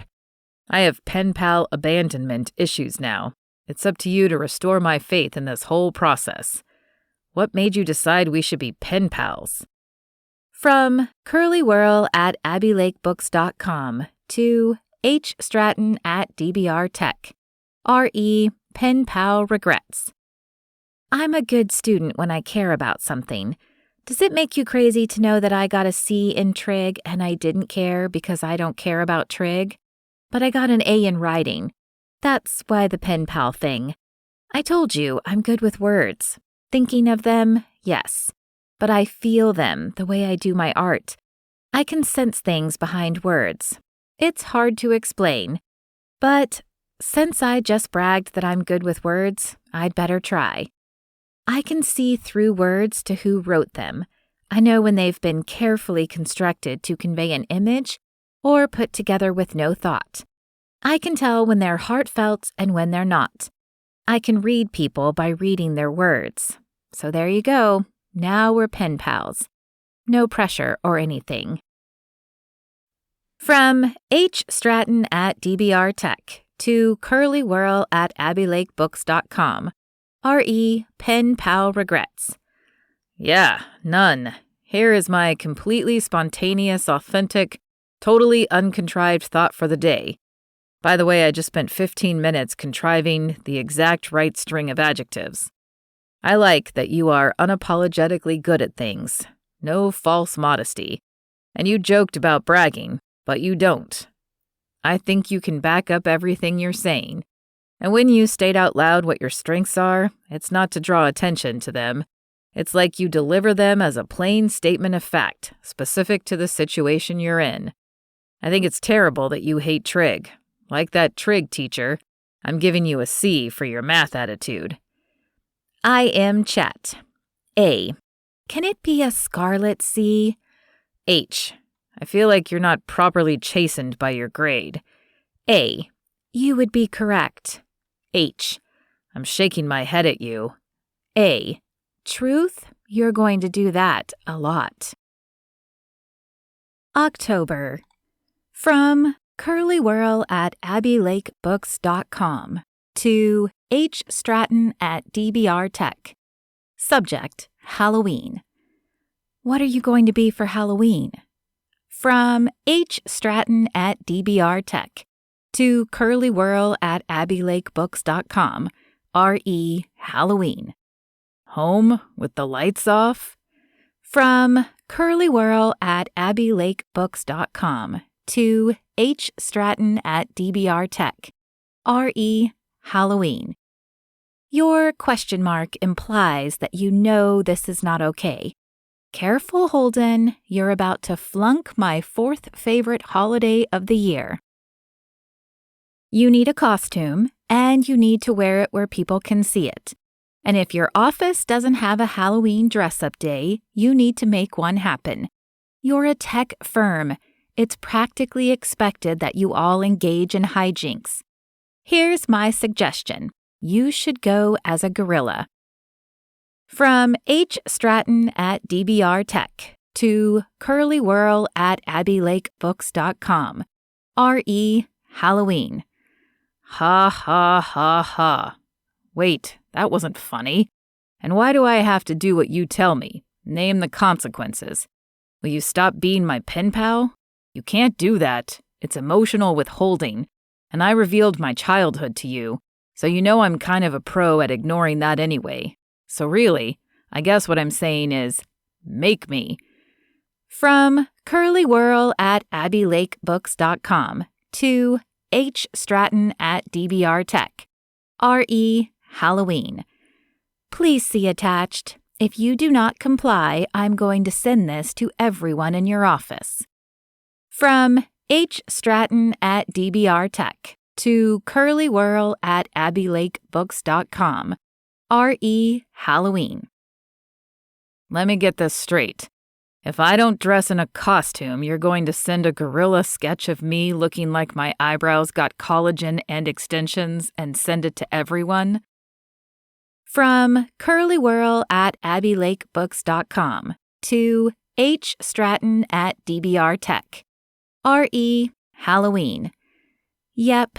Am I right in guessing that it would be printed off and posted randomly everywhere around your office for infinity? From H. Stratton at DBR Tech to curlywhirl at abbielakebooks.com. R.E. Halloween. Yes, fine. I will dress up. From curlywhirl at abbielakebooks.com to H. Stratton at DBR Tech. R.E. Halloween post-mortem. Best picture ever. Except, I don't know what that costume is. I'm so sorry.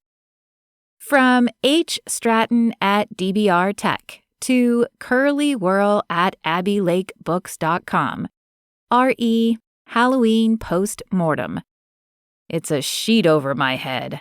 I made the holes big enough for you to see my eyes so you'd know it's really me. I'm a ghost. The black squiggles you see all over it are Shakespeare quotes. Consider the theory that he wasn't the one who wrote the plays we credit him with, and you have From curlywhirl at abbielakebooks.com to H. Stratton at DBR Tech. R.E. Halloween post-mortem. Ghostwriter. Ha ha ha ha, I'm dying. That's the best. So much better than mine. From H. Stratton at DBR Tech to curlywhirl at abbielakebooks.com. R.E. Halloween post-mortem. Thank you. Speaking of costumes, what was yours? From curlywhirl at abbielakebooks.com to H. Stratton at DBR Tech. R.E. Halloween post-mortem. Please see attached. From H. Stratton at DBR Tech to curlywhirl at abbielakebooks.com. R.E. Halloween post-mortem. A cupcake? I don't even know how you made that, but it just moved Halloween up my list of favorite holidays. November. From H. Stratton at DBR Tech to curlywhirl at abbielakebooks.com. Subject, fun with algebra. Let's start with the number 8. It's been 8 weeks since I was in Seashell Beach. Let's move to the number 105. That's the number of emails we've exchanged. I don't even have a number for the IMs. I have faith in you that you can complete this math problem. Warning, it involves a variable. Notwithstanding your feeling that numbers plus letters equals the satanic verses. I believe in you anyway. Here it is. You can do it, Abbie. The next time Holden will see Abbie equals X weeks. Solve for X, Abbie. Solve for X. From curlywhirl at abbielakebooks.com to H. Stratton at DBR Tech. Subject, down with algebra. Don't you like being pen pals? I think it's going pretty well. From H. Stratton at DBR Tech to curlywhirl at abbielakebooks.com. R.E. Down with algebra. I do too, actually, which shocks me, but I want to hang out. No, wait, that's what these college interns say. I want to see you, take you out, spend time with you. Will you let me do that? From curlywhirl at abbielakebooks.com to H. Stratton at DBR Tech. R.E. Down with algebra. Yes, but I may have created a little situation here. The thing is, when I suggested this pen pal thing, I wanted distance from you. 200 miles specifically. Confession time, I can't think when you're too near me. Second confession, your emails have become a bright spot in my day. Maybe even the brightest, and it makes me nervous. I'm not someone who is often nervous, but these are big nerves. And now the idea of putting you, the guy behind these emails, back together with Holden, the guy who made my head a little fuzzy? I'm a chicken. I can't solve for X, but isn't now a bad time anyway? Aren't you smack in the middle of a massive product launch for the Apex? I've turned on my TV 3 times in the last month. And every single time I've seen an Apex ad, you should stay there and oversee that, right? I am chat. H. Bok, bok, bok. A. Was that supposed to be a chicken? Because as the author of books with talking animals, I have to tell you that you spelled it wrong. It's bok, bok, bok. H. You're still a chicken. Also, your emails are the bright spot in my day, too. A. You're being more patient about this than I thought you would be. Thanks. H. I'm not patient at all, but I'm a good listener, and what I hear you saying is that if I push, you'll retreat. So I won't push. And the reason I'm not going crazy with all the Apex stuff is because I offloaded it. I handed it all over to the team. So just so you know, leaving work is not an issue for me whenever you do quit being a chicken. A. And just so you know, I feel warm and fuzzy when you call me a chicken. H. Hey, I'm good at words too. I totally read the sarcasm in that. But just to clarify, is the warmth and fuzziness because of the chicken feathers? A. I'm leaving now. H. But you're laughing, right? A. Fine, I am. H. Good night. Happy drawing. December. From H. Stratton at DBR Tech to Curly Whirl at AbbieLakeBooks.com. Subject: Winning Christmas. Remember how I told you that I couldn't figure out what to get for my niece? Why didn't you tell me I'm the biggest idiot in the history of idiots? She's 6. 6, Abbie. I want to get her the whole Miss Leona collection, signed. And maybe with a picture of the author with a stuffed Leona holding a sign saying "Hi, Haley" around its neck. Will you do that? Why did you not hit me upside the head with this idea 2 weeks ago when I was complaining I couldn't find anything for her? From Curly Whirl at AbbieLakeBooks.com to H. Stratton at DBR Tech. R.E. Winning Christmas. Good morning to you, too. Yes, I'll do that for you. And I didn't suggest it because I don't know your niece. Maybe she isn't a kitties and tutus kind of girl. Didn't want to assume. From H. Stratton at DBR Tech to Curly Whirl at AbbieLakeBooks.com. R.E. Winning Christmas. You turned a whole corporate strike team into kitties and tutus kind of people this summer. Haley is definitely going to love it. Yes. I will win for favorite uncle. My brother-in-law's brother is always trying to win the kids over with dumb stuff like candy in his pockets, but he puts things in like Tootsie Rolls. From Curly Whirl at AbbieLakeBooks.com to H. Stratton at DBR Tech. R.E. Winning Christmas. I mean, Tootsie Pops and he might be on to something, but Tootsie Rolls? Shudder. You're definitely going to buy her love. From H. Stratton at DBR Tech to Curly Whirl at AbbieLakeBooks.com. R.E. Winning Christmas. That's what I'm talking about. Should I give you my work address to send it to? I don't want to tempt you past reason with my home address.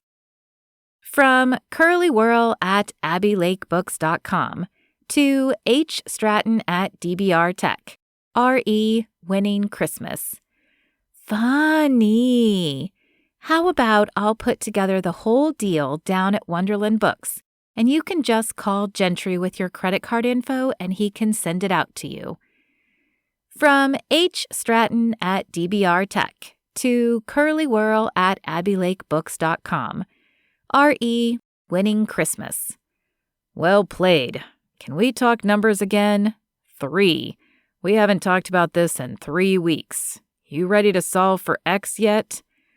From Curly Whirl at AbbieLakeBooks.com to H. Stratton at DBR Tech. R.E. Winning Christmas. No. From H. Stratton at DBR Tech to Curly Whirl at AbbieLakeBooks.com. R.E. Winning Christmas. Ellipses. No double ellipses. That means hesitation. You're thinking about this? It's my turn for a confession. A creepy one. Brace yourself. Remember how I told you I've been working on a new idea? I'm blocked. So instead of figuring out how to build the perfect 3D printer, I've been sitting in my office all day, every day, bouncing a tennis ball against the wall and thinking about you. Are you scared now? From Curly Whirl at AbbieLakeBooks.com to H. Stratton at DBR Tech, R.E. Winning Christmas. Less scared, but not brave yet. From H. Stratton at DBR Tech to Curly Whirl at AbbieLakeBooks.com, R.E. Winning Christmas. I had this secret hope that I would get to see you before Christmas. I'm going to Montana for 3 weeks. That's where my sister is. And that's what feels like home during the holidays. They still have dial-up internet service, so I'm not sure how often I'll get to talk to you. From Curly Whirl at AbbieLakeBooks.com to H. Stratton at DBR Tech, R.E. Winning Christmas. Wait, when do you leave for your sister's place?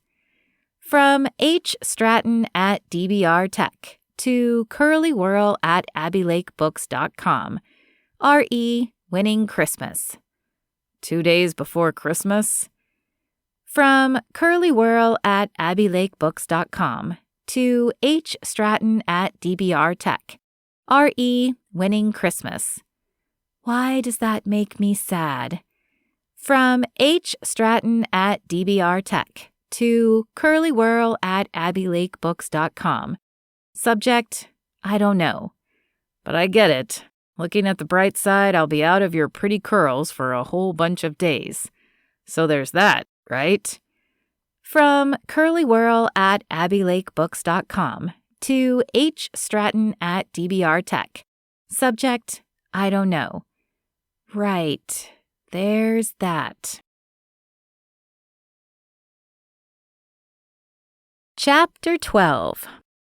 Abbie stopped at the conference room door and took a deep breath, hitching her laptop bag over her shoulder. She put her hand on the knob, dropped it, and straightened her skirt instead. It was a good skirt. She'd gone with her own take on the corporate power suit, ending up with a look she called boho business chic. Her laptop bag was made from a repurposed quilt, but it was in an understated black and cream toile print, a sophistication that appealed to her. It complemented her tailored suit. She couldn't bring herself to do neutrals. Part of her soul died just flipping through the gray suits on the rack. But she'd found a canary yellow one for a major discount online, since it was left over from the retailer's summer collection. She'd gone with a vintage shoe, a pump with a 60s mod feel to it. Her hair, well, was her hair. She'd pinned the worst of her flyaways back with a tortoise shell barrette. Wasn't going to get much better than that. She patted it to make sure the curls were under control. And then, with a deep breath, she put her hand on the doorknob and opened it for real. At least a dozen pair of eyes turned her way. Even though she could feel their weight, the only two she cared about were the bright blue ones, staring back at her from underneath the most expressive eyebrows the planet had ever known, as Holden turned toward her from the screen he'd been pointing to. He froze, and his eyes brightened. Good. She'd half wondered if he'd recognize her if he passed her on the street.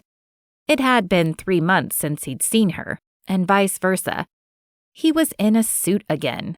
Why had that ever bothered her? He looked amazing, like he was the reason suits had been invented. Abbie? His voice came out in a croak. He cleared his throat and tried again. What are you doing here? Dave Macklin answered for her. I believe you all remember Abbie Lake from our corporate retreat this summer. Abbie reached out to me a few days ago to let me know she had some new insights she wanted to share with us, so I invited her to come up. Abbie walked over to the projector. You don't mind if I hijack your tech for a moment, do you, Holden? It was hard to keep her voice even when it wanted to shake with the excitement of seeing him again. No. Sit down, Holden, Dave said, grinning. I think Abbie's got something really good. She plugged her jump drive into the laptop and navigated until her own PowerPoint took over the screen. Solving for X, she read aloud as she walked toward Holden, her hand extended for the projector remote. He gave her the clicker, and she could feel his tremor. His fingers grazed her skin, sparking a jolt of electricity. It was all she could do not to fling the clicker aside and pull him out of the boardroom and away somewhere private, where she could answer all the questions flaring in his eyes. Somewhere she could kiss his hopeful half-smile, explore the shape of his lips again. She read the desire in his eyes, and her stomach flipped. She cleared her throat and swallowed. His half-smile turned into a full-fledged grin, as if he knew what she'd been thinking and couldn't wait to take her up on it. She pressed the clicker, and a new slide came up. The primary obstacle that shows up and tries to steal your success is fear, and so you have to banish it. She clicked again, and the slide changed to the picture of Holden she'd pulled off of the DBR Tech website. For example, I feared corporate guys in suits, not because I thought any of them would downsize me or put me out of a job. I was smart enough to pick a profession that corporate suits can't touch. A laugh swept the room. She took a deep breath. I feared corporate guys because I dated a few, and each one of them worked hard to change me. Not at first, but always by the end. She shrugged and scanned the room, stopping at Holden. So I did a little extrapolation. If I dated 3 suits, and all 3 of them did it, then all other suits I dated would also do that. She pulled up the next slide, a sketch of a kind-eyed gorilla that sent another ripple of laughter through the room. Then I met a guy in a suit who asked me to solve for X. The next slide read, Bok, bok, bok, and she'd illustrated it with a scared-looking chicken.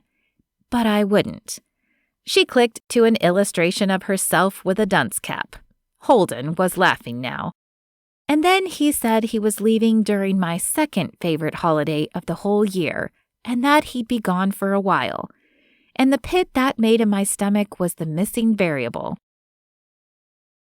She watched her final slide come up. X equals now, and tomorrow, and whenever you want. She turned to Holden. So, here I am, and I'm not going anywhere.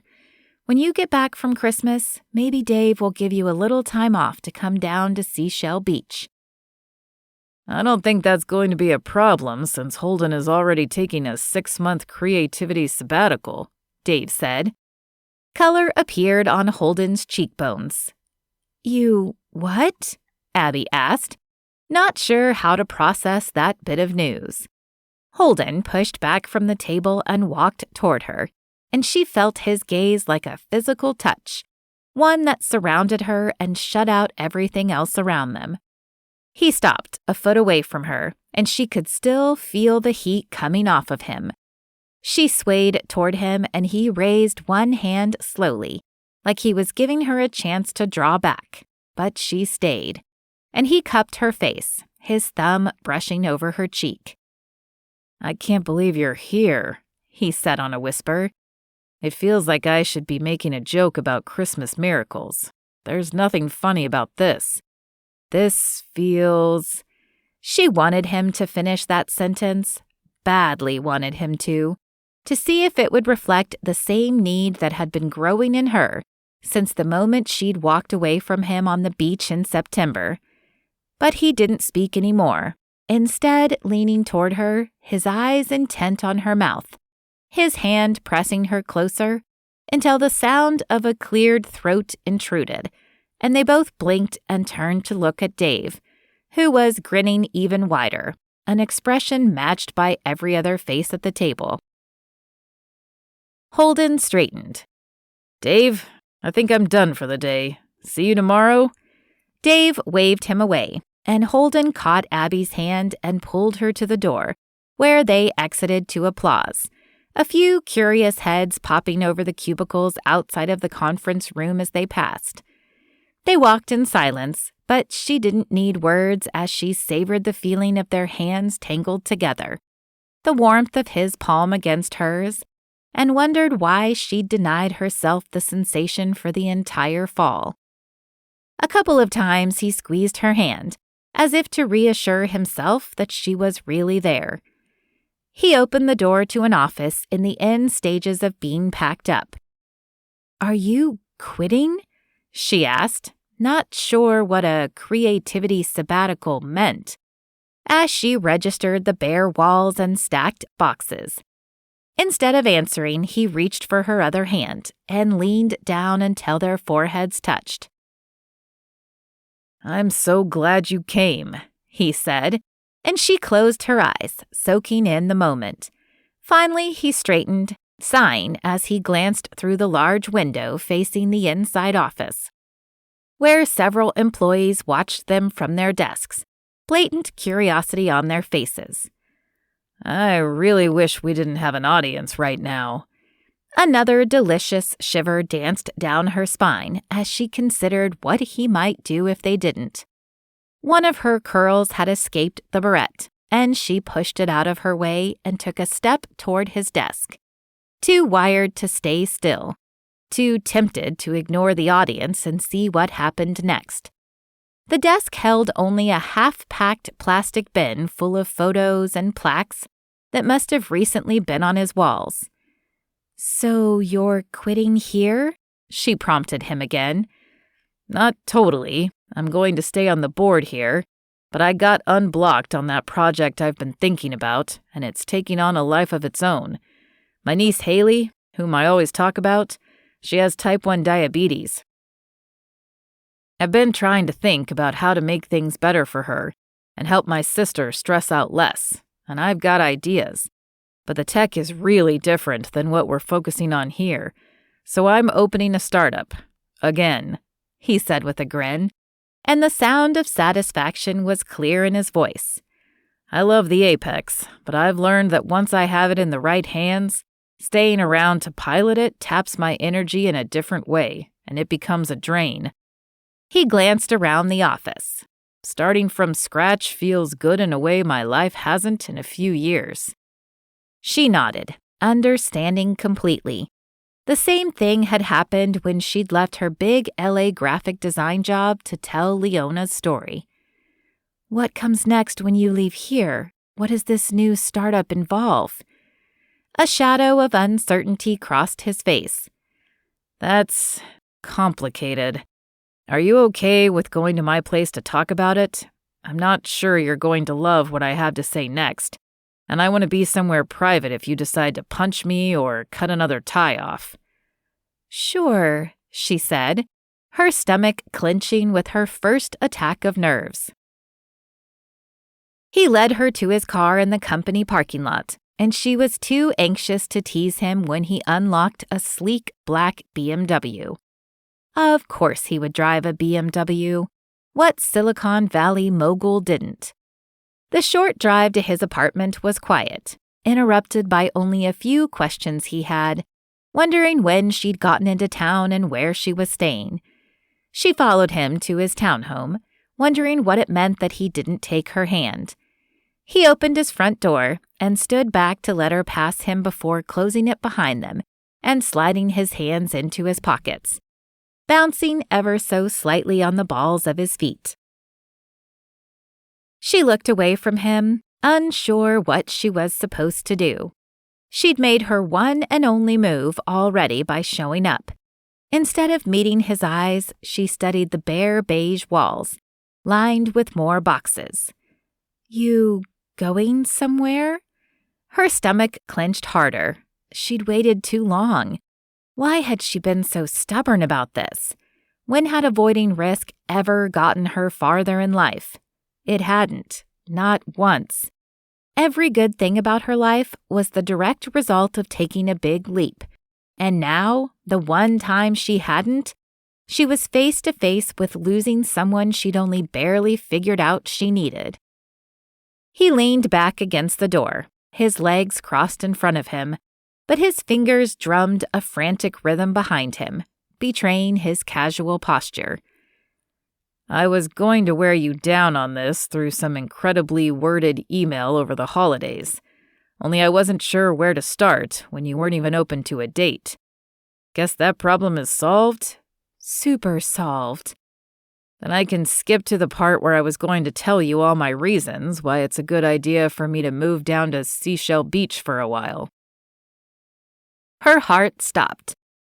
What? I leased a condo down there. I needed to be out of here. I'm moving towards something so different in my professional life that it doesn't feel right to be in Cupertino. She stared at him, stunned. He cleared his throat. You know what being pen pals with you feels like? Being real friends. Knowing what you like and what you don't, talking to you at the end of each day about what you did. I-imming with you during reruns of Zombie Apocalypse. I love that. I feel like I know how you think and what your priorities are, and all of that feels really good. Is that just me? She reached out to take his hands again, to quiet the drumming, to pull him upright, closer to her. She slid her hands up his arms to rest on his shoulders. No, not by a long shot. His arms tightened around her waist until there was no separation between them, and his voice relaxed. I like being friends with you, but always in the back of my head is that kiss on the beach. It almost undid me. I haven't felt like that before. And the thing is, I'm pretty sure I'm not remembering it as better than it was. So my plan was to talk to you about how I'm always going to be a suit, but the kind who is bent on chasing the idea and making it a reality, not on chasing the dollar or the promotion. And I was going to tell you about my job change and how I need a space to think and conceptualize outside of the Cupertino box. And I'd rather have that space be near you than anywhere. And if all of that failed, I was going to kiss you again, because maybe you forgot how it was. I didn't. Her arms crept up around his neck now, her fingers toying with the soft hair above his collar, and he shuddered. But I think you were saving your best argument for last, when really you should have started there. He bent down and kissed her, a hungry demand for recognition of the energy that crackled between them. It wasn't enough, and Abbie pulled him closer, needing to absorb him through every sense, tasting the skin stretched taut over his jaw, feathering her fingers against his eyelashes, listening to his breath speed up, and detecting ever so faintly the whiff of chocolate chip cookies. The man was almost irresistible. He brushed kisses down her neck, unbuttoning her jacket so he could shift the lapel to the side and continue to the trail across her shoulder before her collar interfered. He brought his mouth back to hers, fumbling to pull the barrette from her hair and free it to spill over his fingers. She was so dizzy she couldn't think anymore, but she only deepened the kiss and got lost inside it. Lost to time, lost to place, lost in him. She had no idea how long it was before she dragged her mouth away from him. And when he made a sexy growl of protest and pulled her back again, she pressed against his chest and stepped away. She crouched and slid her hand into her laptop bag. I almost forgot. I brought you something, although maybe I should save it for your housewarming gift. She stood and handed him a package tied with the Boardwalk Antiques ribbon. He opened it and smiled when he found the soldiers. I need to tell you a secret. The goal has always been to butter you up enough that eventually these little guys ended up in shared custody. He took a deep breath and stole a peek at her. Like on a mantle that belongs to both of us. I don't want to play games with you. That's what I want, Abbie. I'm all in. She didn't think her heart could pound any harder than it had for his kisses, but it proved her wrong. I think that you should check back with me in 6 months, because something tells me that's your best plan yet. I'd better pull in my secret negotiating big guns again. You definitely better do that. And this time when his lips found hers, the kiss tasted like home.